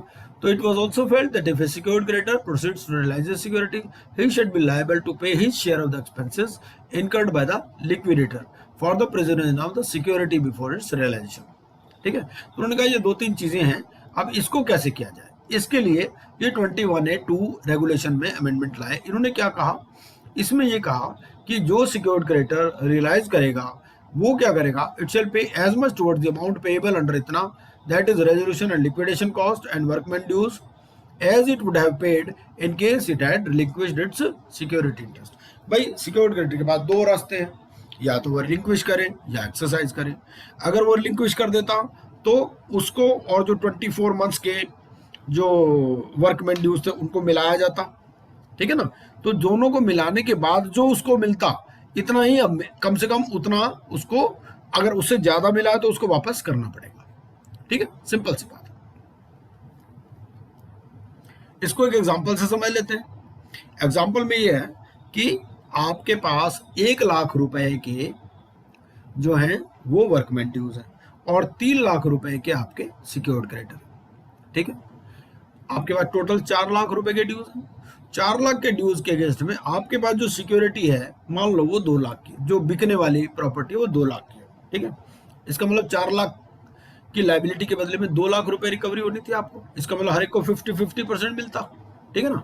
तो 50% मिलने का मतलब क्या था, 1 लाख का जो वर्कमैन ड्यू था उनको 50,000 मिलता, और जो ये 3 लाख वाले थे इसको 1.5 लाख मिलता, ठीक है ना। अब अगर ये 1.5 की बजाय 1.25 में बेच देता है प्रॉपर्टी अपनी सिक्योर्ड वाला, ठीक है ना, तो जो 25 है वो वापस कर देगा, आई उसको उतना ही मिलेगा, ठीक है। तो बराबर ही मिलना है, चाहे रिलिंक्विश कर ले चाहे रियलाइज कर ले, बात ये है, सिंपल सी बात है। It is possible that by the 90th day of the liquidation commencement date, the resolution and liquidation cost and the workman dues for 24 months have not been ascertained। ये भी हो सकता है कि भाई 90th डे तक जो रेजोल्यूशन या लिक्विडेशन कॉस्ट या वर्कमैन ड्यूज असर्टेन ही नहीं हुए, ठीक है। उस केस में क्या होगा, ठीक है। Further by the 180th day the secured creditor, उसने भी रियलाइज हो सकता ना किया हो, ठीक है ना। तो वो क्या करे, जब उसने रियलाइज ही नहीं किया अपनी सिक्योरिटी, तो वो एक्सेस कैसे देगा लिक्विडेटर को। तो इसमें भी अमेंडमेंट आई। इसमें अमेंडमेंट में ये कहा कि अगर अमाउंट सर्टेन नहीं है, ये जो मैंने कैलकुलेशन बताई आपको 1 लाख और 3 लाख और 2 लाख वाली, तो सिक्योर्ड क्रेडिटर क्या करेगा, वो एक अमाउंट दे देगा as estimated by the liquidator. वो लिक्विडेटर एस्टिमेट करेगा उतना दे देगा, और जो डिफरेंस होगा वो बाद में दे देगा, सिंपल, ठीक है।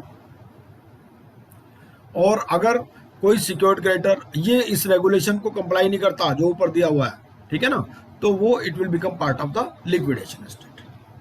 फिर process of security enforcement, regulation 37 बात करता है of the liquidation process regulations lays down the procedure to be followed by the secured creditor and the liquidator for realization of security interest under section 52, ठीक है।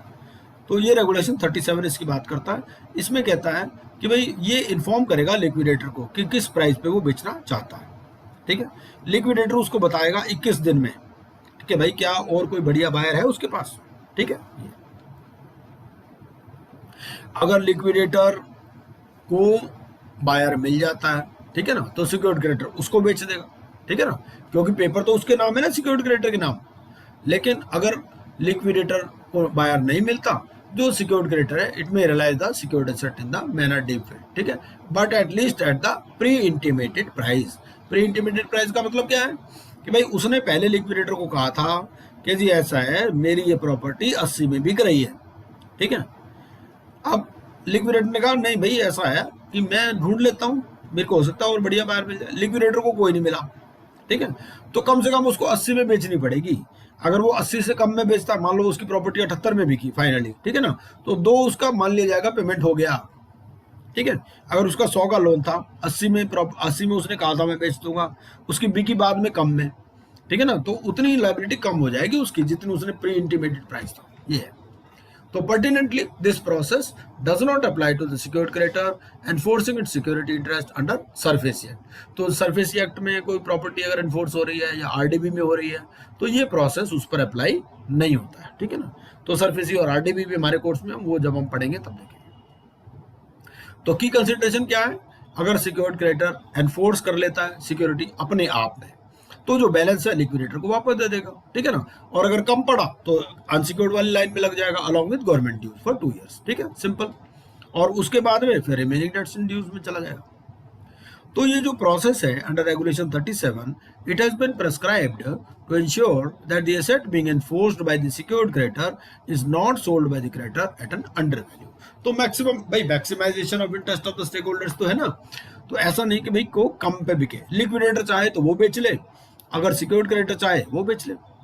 तो this is achieved by giving the liquidator an opportunity to find a buyer willing to purchase at a price higher than the buyer found by the creditor, ठीक है। लेकिन अगर ये सरफेसी में या आरडीबी में बिक रही है तो ये प्रोसीजर फॉलो करने की जरूरत नहीं है, ठीक है।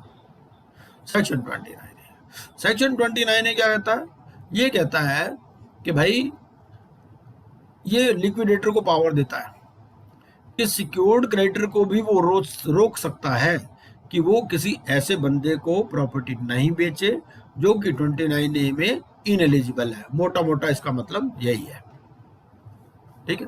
ये बाद में अमेंडमेंट आया, क्योंकि इसमें क्या हुआ, इसमें ना कोर्ट केस में चला गया, कोर्ट में चला गया बंदा, वो कहता जी लिक्विडेटर को तो ये पावर ही नहीं है, लिक्विडेटर तो मुझे रोक ही नहीं सकता। उन्होंने कहा नहीं ऐसी कोई बात नहीं, लिक्विडेटर भी रोक सकता है।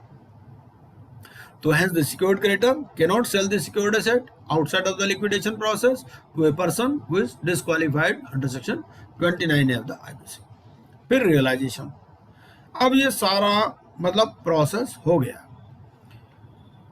Under section 35, liquidator has the power and duty to carry on the business of the city for its beneficial liquidation and also to sell the property, ठीक है। अब ये है कि अब जो बेचने वाली बात है, तो closing a viable CD is of grave concern as it impacts the daily income of its stakeholder. भाई बहुत सारे एम्प्लॉयज होते हैं, एम्प्लॉय बेचारे बेरोजगार हो जाएंगे। हमने सुना भाई जहाँ पर वो वर्कमैन है, वर्कमैन की छुट्टी हो जाएगी, ठीक है ना, बहुत सारी फैमिलीज उन पर डिपेंडेंट रहती हैं। तो अब आप बंद कर दोगे बिजनेस को तो उनकी तो डेली इनकम भी फर्क हो जाएगी, ठीक है ना, and it can not be reverse. तो आईबीसी ने बहुत ही कॉशियस अप्रोच अपनाई है और ये कहती है कि भाई first the effort should be to rescue the CD, और लिक्विडेट तभी करना है जब सारे रेस्क्यू के एफर्ट्स जो है फेल हो जाए, ठीक है।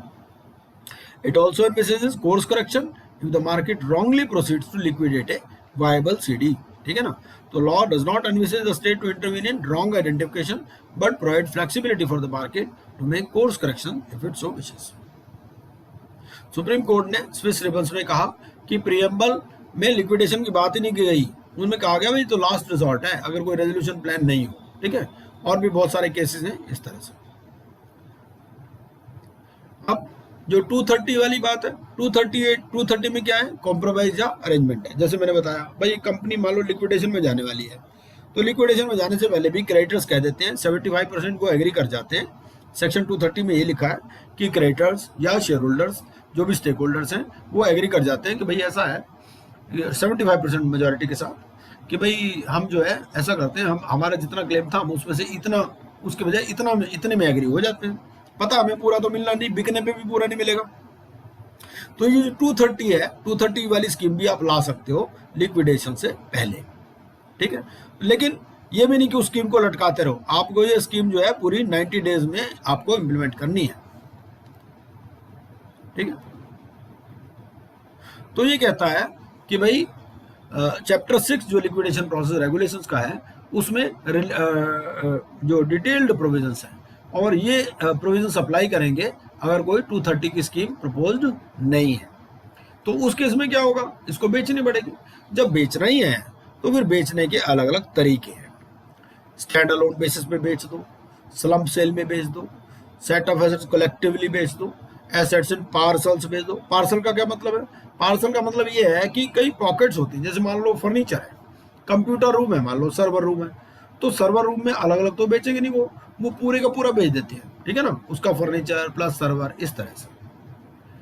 तो सीडी ऐसे, या बहुत सारी जगह पार्टीशंस वगैरह होते हैं, ऐसी चीज होती है, अगर उसको निकालोगे तो उसकी कोई वैल्यू नहीं, वो ऐसे का ऐसे बेच देते हैं। सीडी एज ए गोइंग, आप गोइंग कंसर्न भी बेच सकते हो, या business of the CD as a going concern, तो किसी भी तरीके से आप बेच सकते हो। आपने सारी पॉसिबिलिटीज देख ली। आपने पहले देख लिया CIRP, भाई नहीं हो सकती। लिक्विडेशन में आ गए, लिक्विडेशन में क्या 230 हो सकता है? 230 भी नहीं हो सकता, ठीक है भाई, बेच बाच के खत्म करो, ये इस तरह से बेच सकते हो। It has been clarified that assets subject to any security shall not be sold under any of the aforesaid clauses unless the security interest there has been relinquished. अगर कोई सिक्योर्ड है तो वो यहाँ नहीं बेच सकते आप, क्योंकि उसकी सिक्योरिटी उसके पास है, ठीक है। अब ये गोइंग कंसर्न भी it is also one of the manners of sale, ठीक है। तो ये भी कहा गया कि भाई revival of the company under section 230 या सेल ऑफ द सीडी और its business as a going concern, तो उससे क्या होगा, एम्प्लॉयज की भी देखो नौकरी बची रहेगी and it will result in better relation. तो पहले इस पॉसिबिलिटी को भी आप एक्सप्लोर कर लीजिए, ठीक है। इसमें अमेंडमेंट किया गया to encourage the sale of companies as a going concern. एक मिनट,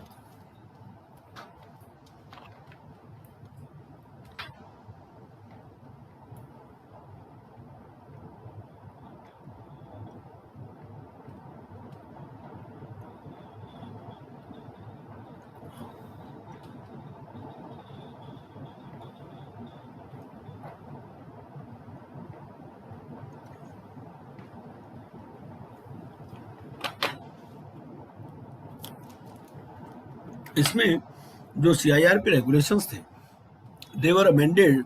इसमें रेगुलेशन 39C इंसर्ट किया गया, जिसमें क्या कहा गया, which provide for assessment of sale as a going concern. तो CIRP के टाइम पर ही देख लेते हैं कि भाई ये company as a going concern बिक सकती है नहीं बिक सकती। आपको याद होगा अभी हमने लिक्विडेशन में क्या पढ़ा था, हमने पढ़ा था कि अगर एज ए गोइंग कंसर्न होगी तो RP से पूछ लेते हैं भाई तुम क्या फीस लोगे, ठीक है। अगर 230 की कोई स्कीम लाओगे तो उसमें क्या फीस लोगे, पहले ही बता दो। तो it states that the COC may while approving a resolution plan or deciding to liquidate the CD recommend that the liquidator first explore the sale of the CD as a going concern। उनका भाई ऐसा है कि liquidation हम recommend तो कर रहे हैं, लेकिन आप पहले एज ए गोइंग कंसर्न बेचने की कोशिश कर लेना इसको, या फिर आप इसका बिजनेस बेच देना एज ए गोइंग कंसर्न, ठीक है ना। If an order for liquidation is passed under section 33, अगर if the COC recommends sale as a going concern, तो it shall identify and group the assets and liabilities which according to its commercial considerations ought to be sold as a going concern। क्या होता है, मान लीजिए company है, उस company के 3 units हैं, तो उनको लगता है भाई ऐसा है कि ये R&D यूनिट इसको तो कोई खरीदेगा नहीं, ठीक है ना। एक इसमें कैटलिस्ट मैन्युफैक्चरिंग यूनिट है, कैटलिस्ट मैन्युफैक्चरिंग यूनिट जो है वो अलग से भी बिक सकता है, कोई भी फर्टिलाइजर वाला खरीद लेगा इसको, तो वो कह देते हैं भैया इसको जो है इस वाले एसेट्स को तो आप ऐसे बेच लेना, ठीक है ना, और to be sold as going concern. तो RP shall submit the recommendation of the COC to the adjudicating authority while filing an application under section 30 और 33। तो RP जो है ये बता देगा भाई COC ने ऐसा रिकमेंड किया है। अमेंडमेंट क्या आया, अमेंडमेंट ये आया as previously stated along with amendment to the CIRP regulations, जो लिक्विडेशन प्रोसेस रेगुलेशंस भी अमेंड हुए और उसमें रेगुलेशन आया 32A। तो लिक्विडेशन 32A क्या आया, इसमें ये कहा गया कि भाई या तो COC ने ऐसा कहा हो या लिक्विडेटर को ऐसा लगता हो कि अगर कंपनी को मैं एज ए गोइंग कंसर्न बेचूंगा तो मैक्सिमाइज हो जाएगी वैल्यू, तो लिक्विडेटर पहले कोशिश करेगा to sell it as a going concern. ठीक है. The group of assets and liabilities as identified by the COC, ठीक है, shall be sold as a going concern. अगर COC ने आइडेंटिफाई नहीं किए तो लिक्विडेटर आइडेंटिफाई करेगा, ठीक है, कि इनको गोइंग कंसर्न के बेच रहे हैं, ठीक है. और रेगुलेशन में बताते हैं अगर लिक्विडेटर उसको नहीं बेच पाता एज ए गोइंग कंसर्न, ठीक है, विद इन 90 डेज, तो 90 डेज मतलब इसमें टाइम भी तो है ना भाई, 365 डेज में पूरा लिक्विडेशन कंप्लीट करना है आपको. तो अगर 90 डेज में नहीं कर पाता तो वो क्या करेगा, उनको stand alone, slump sale, parcel जैसे मर्जी बेचो, ठीक है. तो पहले 90 डेज में ये पॉसिबिलिटी आप एक्सप्लोर कर लो. 90 डेज ही पीरियड है किसका, 230 का. 90 डेज ही पीरियड है to explore the possibility of selling the concern as a going concern. Mode of sale. Mode of sale क्या है? Mode of sale refers to the method by which the sale will be carried out. तो regulation 33 states that the liquidator will ordinary sell the assets of a CD by auction. Normally auction से बेचेगा, ठीक है. Private sale में भी बेच सकता है अगर वो पेरिशेबल नेचर के हैं, ठीक है. मान लो कोई फार्मास्यूटिकल कंपनी है, ठीक है ना, तो उनके वो जो एक्सपायरी डेट आने वाली है इस तरह से, या कोई और भी चीज़ हो सकती है. दे आर लाइक कोई केमिकल है, केमिकल में अगर खराब होने वाला है तो they are likely to deteriorate in value significantly. They are sold at a higher price than the reserve price at a failed auction. Auction की थी, ऑक्शन में जो है वो जो रिजर्व प्राइस था उससे हायर प्राइस पर यहाँ बिक गया, वहां पर नहीं बिका, यहाँ पर बिक गया, तो बेच सकते हो. या prior permission of the adjudicating authority has been obtained for the sale. तो इन केसेस में जो है आप प्राइवेट सेल से भी बेच सकते हो, अदरवाइज आपको पब्लिक ऑक्शन से बेचना है, ठीक है. Note that without the prior permission of the adjudicating authority the liquidator can not sell the assets by way of private sale. किसको नहीं बेच सकते? रिलेटेड पार्टी को नहीं बेच सकते, लिक्विडेटर की अपने रिलेटेड पार्टी को नहीं बेच सकते, या कोई जो प्रोफेशनल अपॉइंट किया हो लिक्विडेटर ने उसको नहीं बेच सकते, ठीक है. उसके बाद में ये सारी प्रोसीजर है ऑक्शन ऑफ एसेट्स वगैरह. अब थोड़ा देख लेते हैं चैट में क्या पूछा हुआ. Your voice is not clear. तो आवाज क्लियर नहीं आ रही क्या मेरी? अच्छा, बीच में हो गया होगा थोड़ा. अभी ठीक है सर, ठीक है. Okay okay. अच्छा, कोई और अगर कोई अनम्यूट करके पूछना चाहें तो पूछ सकते हैं भाई. 26 AS तो वैलिड क्लेम प्रूफ नहीं है ना. देखो ऐसा होता है, 26 AS से क्या प्रूव करोगे आप? 26 AS में तो कोई रॉन्ग एंट्री भी आ सकती है. कई लोग वैसे झूठ मूठ में दूसरे का पैन नंबर डाल देते हैं. तो 26 AS कोई वैलिड क्लेम प्रूफ नहीं है. 26 AS में होता क्या है? 26 में तो TDS किसी ने काटा और जमा कराया, बस यही है. और क्या आप इससे क्या प्रूव कर लोगे बताओ? Claimant here are different from who filed in से. हाँ, क्लेमेंट तो डिफरेंट है ही नेचुरली. या तो अपने क्लेम को वो कह देंगे भाई अपडेट कर लेंगे अपना क्लेम, अगर नए क्लेमेंट है तो नया क्लेम डाल देंगे. Status of related party Clement, जो रिलेटेड पार्टी का क्लेमेंट है उसको स्टेक होल्डर कंसल्टेशन कमेटी में नहीं लेंगे बस. इसमें तो देखो जी ऐसा है, कोई कमेटी वमेटी तो है ही नहीं. स्टेक होल्डर कमेटी भी जो बनती है ना, उसमें भी क्या है कि उसकी जो रिकमेंडेशन है वो बाइंडिंग नहीं है. इसमें तो लिक्विडेटर को सारी पावर है. जैसे वहां पर भी रिलेटेड पार्टी जो फाइनेंशियल क्रेडिटर की होती है उसको कोई वोटिंग राइट नहीं होता. Auction of assets. ऑक्शन में क्या है? The liquidator shall prepare a marketing strategy with the help of marketing professionals. तो अब क्या है भाई, कंपनी को बेचना है. अब बेचने के लिए उसको मार्केटिंग प्रोफेशनल्स हायर करने पड़ेंगे, ठीक है ना. द स्ट्रेटेजी कैन वो एडवर्टाइजमेंट देनी है, कोई इन्फॉर्मेशन शीट्स बनानी है, नोटिस ऑफ सेल बनाना है, या कोई एजेंट्स हैं, ऑक्शनियर्स हैं, उसके साथ में सारी स्ट्रेटेजी बनानी पड़ेगी इसको, ठीक है ना. टर्म्स एंड कंडीशन बनाएंगे भाई. टेंडर की तरह से डॉक्यूमेंट होते हैं ना, तो टेंडर टाइप बनाएगा, रिजर्व प्राइस देगा, अर्नेस्ट मनी देगा, प्री बिड क्वालिफिकेशन देगा, ठीक है ना. भाई कंपनी है, मान लो 1000 करोड़ की कंपनी है, अब उसको बेचना है तो 1000 करोड़ के लिए पूरी टेंडर डॉक्यूमेंट्स टाइप बनेगी ना सारी चीजें. उसके लिए वो क्या मार्केटिंग प्रोफेशनल्स की हेल्प ले सकता है, ठीक है. और अगर मान लो कोई नहीं बिकी item, if a sale was not achieved, तो वो क्या करेगा? प्राइस अप टू 75, जैसे मान लो पहले उसने 100 करोड़ रखा था, अब उसकी बार उसका रख देगा प्राइस 75 करोड़, ठीक है. तो अब इसमें क्या है कि 25% तक सब्सिक्वेंट ऑक्शंस में भी वो रिड्यूस कर सकता है, लेकिन इसमें क्या है कि एक बार में 10% से ज्यादा रिड्यूस नहीं कर सकता, ठीक है.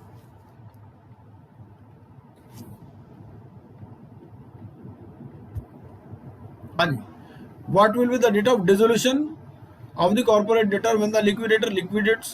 देखिए डिसोल्यूशन का तो जो ऑर्डर होगा ना, ऑर्डर की डेट से ही होगा, वो पढ़ेंगे हम, आगे आएंगे, उस पर आएंगे, अभी आएंगे।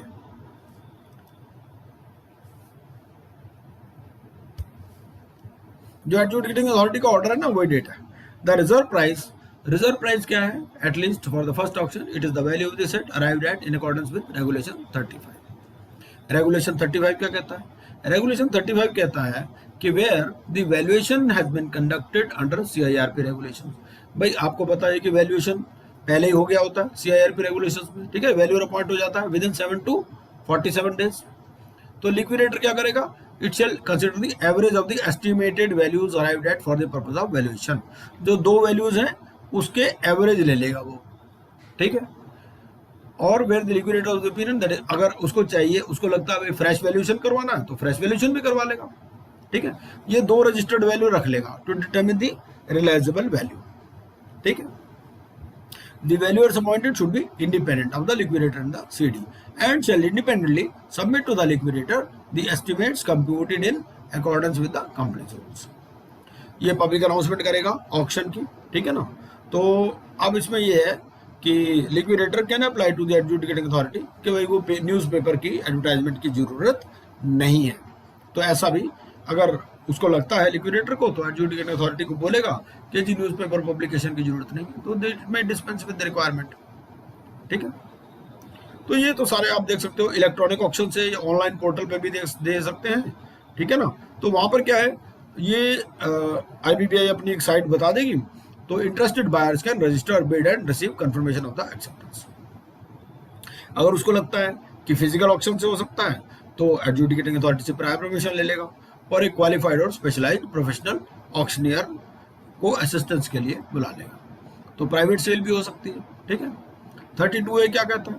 32A में ये कहा गया कि जो भी प्रॉपर्टी अगर बिकेगी, अगर भाई देखो जो नया प्रमोटर आ रहा है, अगर उसका पुराने प्रमोटर से कुछ लेना देना नहीं है तो उस कंपनी की प्रॉपर्टी को नहीं टच किया जा सकता, नए प्रमोटर को नहीं टच किया जा सकता। लेकिन अगर नए प्रमोटर में पुराने प्रमोटर भी शामिल है तो फिर उस कंपनी के अगेंस्ट में भी और उस प्रमोटर के अगेंस्ट में भी केस हो सकता है, ठीक है। ये 32A कहता है बेसिकली। तो जो प्रॉपर्टी है वो भी सिक्योर्ड है, क्योंकि जो नया प्रमोटर है, नए प्रमोटर ने तो भाई कंपनी नहीं खरीदी है, ठीक है ना, उसको पुराने से तो कोई मतलब नहीं, ये चीज। It has been clarified that an action against the property of the CD, तो कंपनी की प्रॉपर्टी के अगेंस्ट में भी कोई एक्शन नहीं लिया जा सकता, ठीक है। कोई अटैचमेंट नहीं हो सकती, सीजर, रिटेंशन वगैरह नहीं हो सकती, ठीक है। These provisions bar an action against the property of any person other than the CD or a person who has acquired such property through CIRP, ठीक है ना। तो जिसने भी CIRP प्रोसेस या लिक्विडेशन प्रोसेस में प्रॉपर्टी खरीदी है, उसकी प्रॉपर्टी के अगेंस्ट में, उस पर्सन के अगेंस्ट में कोई भी एक्शन नहीं लिया जा सकता, ठीक है। क्योंकि अगर ऐसा होगा तभी तो एनकरेजमेंट मिलेगी ना सेल के लिए, वरना खरीदेगा कौन? अगर मान लो पता चले कि वो उसने खरीद भी ली फिर भी उसके पीछे पड़े हुए हैं, ठीक है। Disclaimer of contracts. कई बार क्या होता है, कुछ ना ऑनरस कॉन्ट्रैक्ट्स होते हैं। ऑनरस कॉन्ट्रैक्ट क्या है? मान लीजिए कोई एग्रीकल्चरल लैंड है, उस एग्रीकल्चरल लैंड से कोई अभी रितेश जी आपका आंसर करते हैं। तो इसमें क्या होता है, ऑनरस कॉन्ट्रैक्ट क्या होते हैं? ऑनरस कॉन्ट्रैक्ट में ये होता है कि भाई कोई एग्रीकल्चरल लैंड है मान लो, तो उसमें जो लीज रेंट देना पड़ रहा है वो तो ज्यादा है, वहां से कुछ प्राप्ति हो नहीं रही, ना ही वो बिक सकती, ठीक है। या कोई कंस्ट्रक्शन कॉन्ट्रैक्ट है, वो कहीं जंगलों में प्रोजेक्ट बनाया हुआ है, ना उसका कोई खरीदार है, ठीक है ना। और अगर उसको डिसमेंटल किया जाए तो डिसमेंटल करने की जो कॉस्ट है वो ज्यादा आ जाएगी। तो ऐसे कॉन्ट्रैक्ट को हम क्या कहते हैं? इनको कहते हैं ऑनरस कॉन्ट्रैक्ट। तो ऑनरस कॉन्ट्रैक्ट्स को जो लिक्विडेटर है वो डिस्क्लेम कर सकता है, ठीक है। लेकिन कोई ऐसा भी आदमी हो सकता है जिसका उस कॉन्ट्रैक्ट में इंटरेस्ट हो, ठीक है। अब वो गांव में मान लो कोई प्रोजेक्ट है, ठीक है ना, वो कहता है यार तुम्हारे लिए तो बेकार है, मेरे लिए तो बहुत बढ़िया है, मेरे तो घर के साथ में ये है पूरा, मैं तो इसको अपना लॉन बना दूंगा, ठीक है, मैं तो यहाँ पर कुछ होटल खोल दूंगा, धर्मशाला खोल दूंगा। वो कहता जी मैं ले लूंगा इस चीज को। तो अगर किसी ने इंक्वायरी की हो उसके लिए, भाई ये पता चला किसी बंदे को कि ये लिक्विडेटर तो उस चीज को डिस्क्लेम कर रहा है, तो अगर कोई इंक्वायरी की तो वो फिर उसको रिवर्ट करना पड़ेगा लिक्विडेटर को, उसको आंसर देना पड़ेगा, ठीक है। ये है मोटी मोटी बात, इसमें यही है। Claim for compensation of damages, इस केस में क्या है कि भाई अगर कोई ऑर्डर हो गया डिस्क्लेमर का, ठीक है ना, तो कोई भी जो एसेट्स या लायबिलिटी, ये जो है दिस डिस्क्लेमर में result in breach of contract by the CD और in termination payments under the contract. Due to the limited moratorium, no proceeding in consequence of such a breach can be taken against the liquidator, ठीक है, by the counterparty if the property or contract was disclaimed, ठीक है। लेकिन जो counterparty है, it may have a claim against the CD for breach of contract or termination payments, ठीक है। कोई लीज डीड थी, लीज डीड को मान लो उन्होंने डिस्क्लेम कर दिया, ठीक है ना, तो अगर लीज डीड पे उनका कोई क्लेम बनता है तो वो कंपनी से क्लेम कर सकते हैं, ठीक है। और मान लो रेगुलेशन 10 क्या कहता है, रेगुलेशन 10 ये कहता है कि a person affected by the disclaimer shall be deemed a creditor of the CD for the amount of the compensation और damages payable and may accordingly be payable as a debt during liquidation, ठीक है। तो जो person affected है इस disclaimer से, उसको creditor मान लिया जाएगा सीडी का, ठीक है, for the amount of compensation और डैमेजेस पेएबल, ठीक है। Note that such a claim for compensation or damages against the liquidator may not be crystallized or easily ascertained. So, since the claim against the state may not be precise, the liquidator shall make the best estimate of the amount of claim. ये है distribution of assets. Distribution of assets क्या है? इसमें ये है कि principal duty of the liquidator is to invite and settle the claims of interest और इनको distribute करना, ठीक है ना। तो hence once claims are consolidated, या तो 230 वाली स्कीम आ रही हो, 230 वाली स्कीम में क्या है, कॉम्प्रोमाइज या अरेंजमेंट है, अगर वो स्कीम नहीं आ रही, वो 90 डेज में आ सकती है, उसको तो लिक्विडेटर क्या करेगा, लिक्विडेटर लिक्विडेशन एस्टेट फॉर्म करेगा और इनको बेचने की तैयारी शुरू कर देगा, ठीक है। इसमें क्या है कि जो भी रिसीट एंड पेमेंट है ये बैंक अकाउंट में आएंगे बिफोर डिस्ट्रीब्यूशन, ठीक है। लिक्विडेटर एक बैंक अकाउंट खोलेगा और उस कंपनी का नाम होगा, उसके बाद में लिखा हुआ XYZ लिमिटेड इन लिक्विडेशन, ठीक है। हर दिन उसमें डिपॉजिट करने पड़ेंगे और इसमें यह है कि कैश अपना 1 लाख रुपए तक रख सकता है, ठीक है ना। तो ये है, और 5,000 रुपए से ऊपर जो भी है वो ऑनलाइन ट्रांजेक्शन होगी या चेक से होगी, कैश से नहीं होगी। फिर डिस्ट्रीब्यूशन शुरू हो जाएगा 53 में क्या है, सबसे पहले इंसॉल्वेंसी रेजोल्यूशन प्रोसेस कॉस्ट और लिक्विडेशन कॉस्ट, फिर मैंने आपको बता दिया वर्कमैन ड्यूज और debt due to secured creditor जिन्होंने अपना लिक्विड किया है, तो दोनों को पेरी पैसो, ठीक है, वो 1 लाख और 3 लाख वाला मैंने एग्जांपल दिया था। फिर वेजेस एंड अनपेड एम्प्लॉयड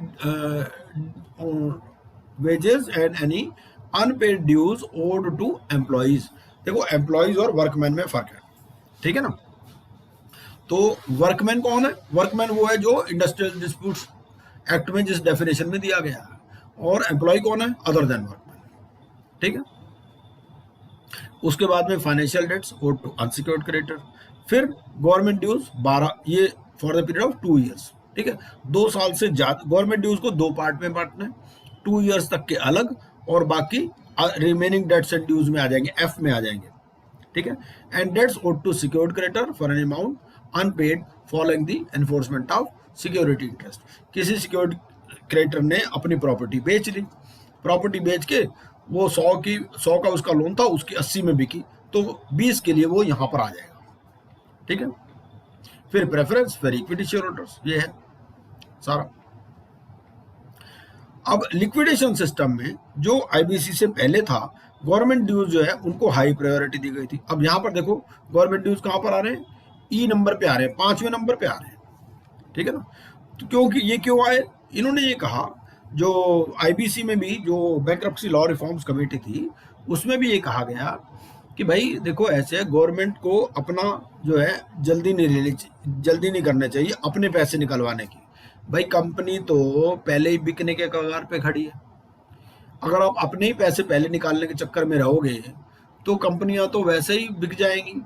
तो ये है कि आप अपने पैसे थोड़ी देर में रिकवर कर लेना, कंपनी चलेगी तो आपको भी मिलेगा, भाई कंपनियां चलेंगी तो आपको टैक्स भी मिलेगा, रेवेन्यू भी मिलेगा, इनकम टैक्स भी मिलेगा, जीएसटी भी मिलेगा, सब कुछ मिलेगा, ठीक है ना।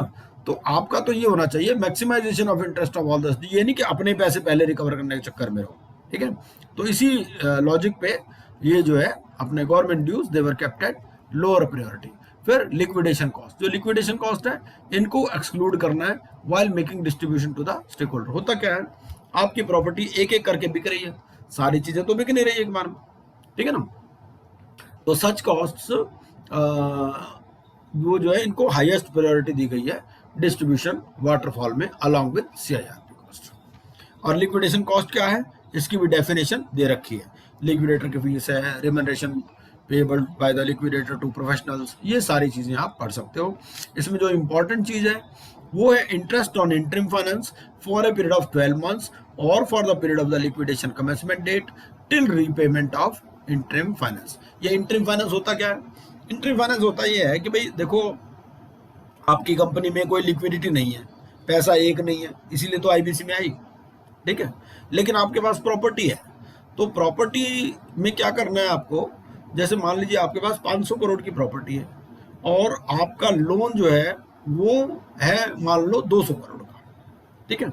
तो 200 करोड़ के लिए वो ये कहते हैं कि भाई आप डबल अमाउंट उनके लिए छोड़ दो। सर वॉइस ब्रेक हो रही है। ब्रेक हो रही है, अच्छा ये लगता है थोड़ा इंटरनेट का इशू होगा। अब ठीक आ रही है, अब ठीक आ रही है जी। सर इस पॉइंट को शुरू से हाँ हाँ दोबारा सर, इस बता, point को शुरू से चला। हाँ दोबारा बता देता हूँ। तो इसमें होता क्या है, जो इंटरिम फाइनेंस है, इंटरिम फाइनेंस होता क्या है, इंटरिम फाइनेंस का मतलब ये है कि भाई आपकी कंपनी के पास, आपकी कंपनी ने लोन ले रखा है 200 करोड़ का, आपकी कंपनी के पास प्रॉपर्टी है 500 करोड़ की, आपकी कंपनी कुछ पैसे नहीं दे पा रही, ठीक है, क्योंकि है ही नहीं, कैश ही नहीं है कंपनी में। तो वो क्या कहते हैं कि भाई 200 करोड़ के लिए आप 400 करोड़ तो उनके लिए छोड़ दो प्रॉपर्टी, ठीक है, डबल 200 का लोन था, 500 की प्रॉपर्टी है, 200 का डबल कितना हुआ 400, 400 छोड़ दो, बाकी जो 100 बचा 100 पे पेरी पैसू चार्ज कर क्रिएट करके आप फाइनेंस ले आओ, क्योंकि कंपनी में फाइनेंस आएगा तभी तो कंपनी चलेगी ना, तभी तो कुछ पेमेंट होगी, लिक्विडिटी आएगी। तो इसको कहते हैं इंटरिम फाइनेंस, ठीक है। तो ये जो इंटरिम फाइनेंस है इसको आपको फॉर ए पीरियड ऑफ, इसके भी कुछ इंटरेस्ट पेएबल होगा, तो जो 12 महीने तक का पीरियड का इंटरेस्ट है वो इसमें आ जाता है, किस कॉस्ट में आ जाता है, लिक्विडेशन कॉस्ट में, ठीक है। और for the period of the liquidation commencement date till repayment of interim finance whichever is lower. मान लो आपने 12 महीने से पहले ही पेमेंट कर दिया इंटरिम फाइनेंस का, तो उतने मान लो 6 महीने में आपने पेमेंट कर दिया, ठीक है ना। आपने जो 100 करोड़ रुपए पे एडिशनल लोन उठाया था वो आपने यहीं पर पेमेंट कर दिया पहले ही, तो उतने पीरियड तक का, नहीं तो मैक्सिमम 12 मंथ्स का, ठीक है। अगर आपने मान लो 24 मंथ्स का इंटरिम फाइनेंस लिया तो 12 महीने तक का यहाँ पर आएगा, ठीक है। ये है, तो कोई चीज ऐसी होती है थोड़े एग्जांपल से समझ आने में जल्दी समझ में आ जाती है आपको। तो it has been clarified that cost if any incurred by the liquidator in relation to section 230 again break, okay. अच्छा, मे भी थोड़ा इंटरनेट इशू हो सकता है, अदरवाइज मुझे तो लगता नहीं कोई प्रॉब्लम है। तो इस केस में क्या हो रहा है, any the cost if any incurred by the liquidator in relation to section 230 scheme shall not form part of liquidation cost. As I have already told you, first of all, the possibility of compromise or arrangement as given in section 230 is explored for a period of 90 days. कि 90 days में आप देख लो कोई compromise या arrangement हो सकता है क्या, तो उस पर जो कॉस्ट आएगी वो कॉस्ट लिक्विडेशन कॉस्ट का पार्ट नहीं बनेगी, ठीक है। अब या तो वो कॉम्प्रोमाइज स्कीम सक्सेसफुल होगी या अनसक्सेसफुल होगी। अगर सक्सेसफुल होगी तो कंपनी बियर करेगी, अगर अनसक्सेसफुल होगी तो जो एप्लीकेंट है वो बियर करेंगे, ठीक है। I hope it is clear.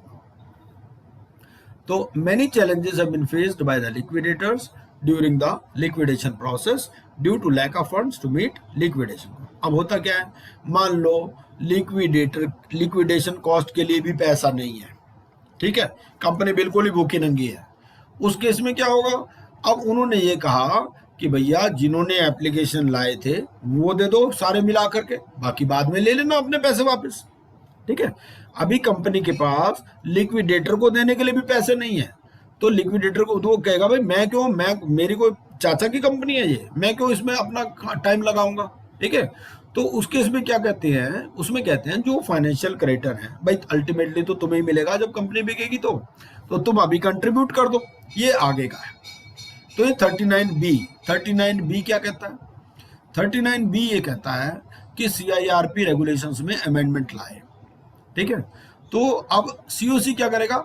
COC ये कहेगा भाई लिक्विडेशन कॉस्ट कितनी आएगी, ठीक है, और जो अब लिक्विडेशन कॉस्ट आएगी कितनी और हैं कितने पैसे, ठीक है। मान लो लिक्विडेशन कॉस्ट आएगी 2 करोड़ रुपए, कंपनी के पास है अभी 1 करोड़ रुपए, तो लिक्विडेशन कॉस्ट तो देनी पड़ेगी ना भाई। लिक्विडेशन कॉस्ट में है क्या? लिक्विडेशन कॉस्ट में लिक्विडेटर की फीस है, उसके प्रोफेशनल की फीस है, तो जो बाकी का 1 करोड़ है भाई तुम सारे मिला दो, ठीक है, जो भी उसके कंट्रीब्यूटरीज हैं वो मिला दो, बाद में ले लेना, ये है।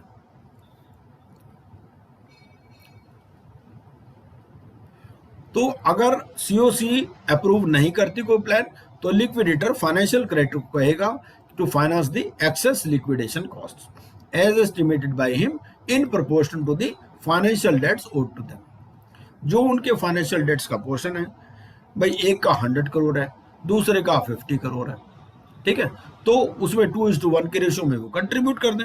बाद में जब पैसे आएंगे तो अपने पैसे ले लेंगे वो ये वाला पैसा भी लिक्विडेशन कॉस्ट का पार्ट बन जाएगा, ठीक है। ये पॉइंट G में कवर्ड है। Amount repayable to contributories the FCs who contribute towards bearing और पेइंग ऑफ लिक्विडेशन, ठीक है जी, क्लियर है।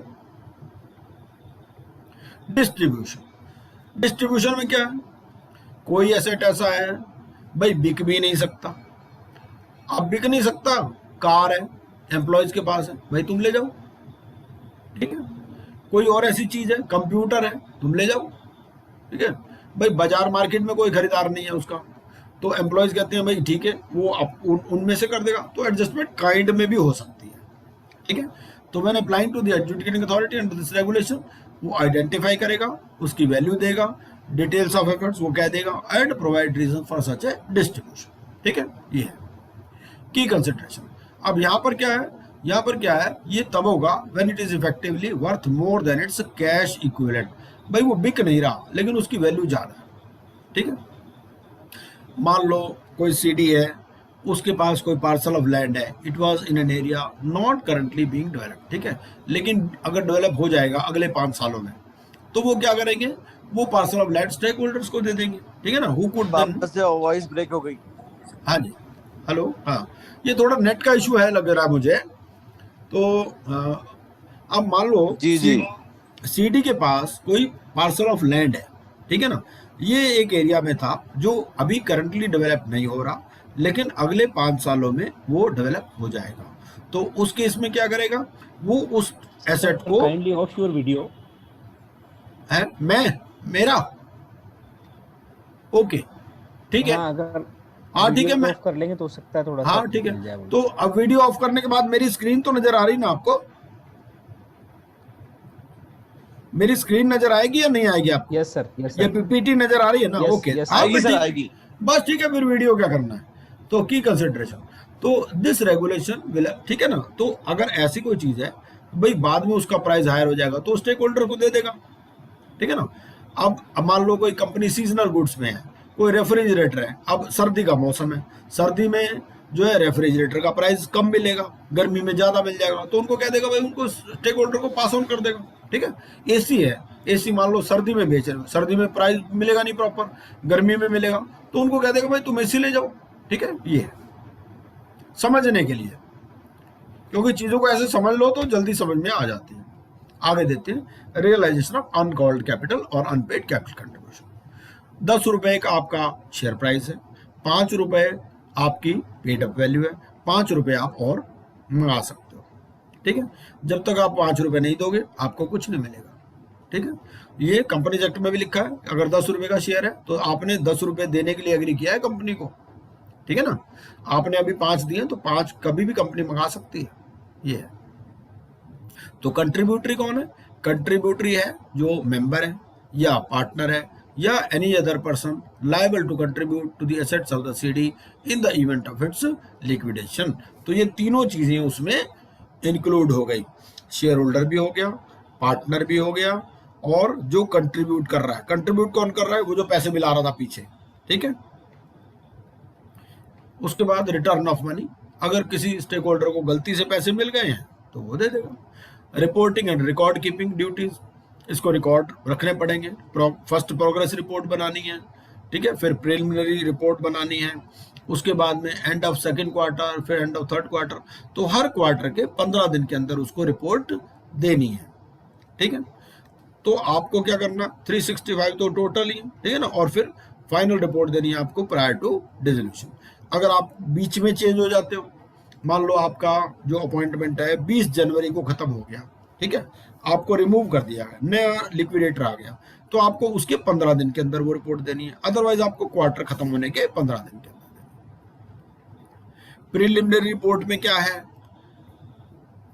ठीक है। टाइम कितना है अभी हमारे पास? Sir it's about it's 4 o'clock. अच्छा, हाँ हाँ, तो You can conclude it. है। अच्छा, आप बताइए कितना, कैसे कंटिन्यू करना है, कब तक करना है?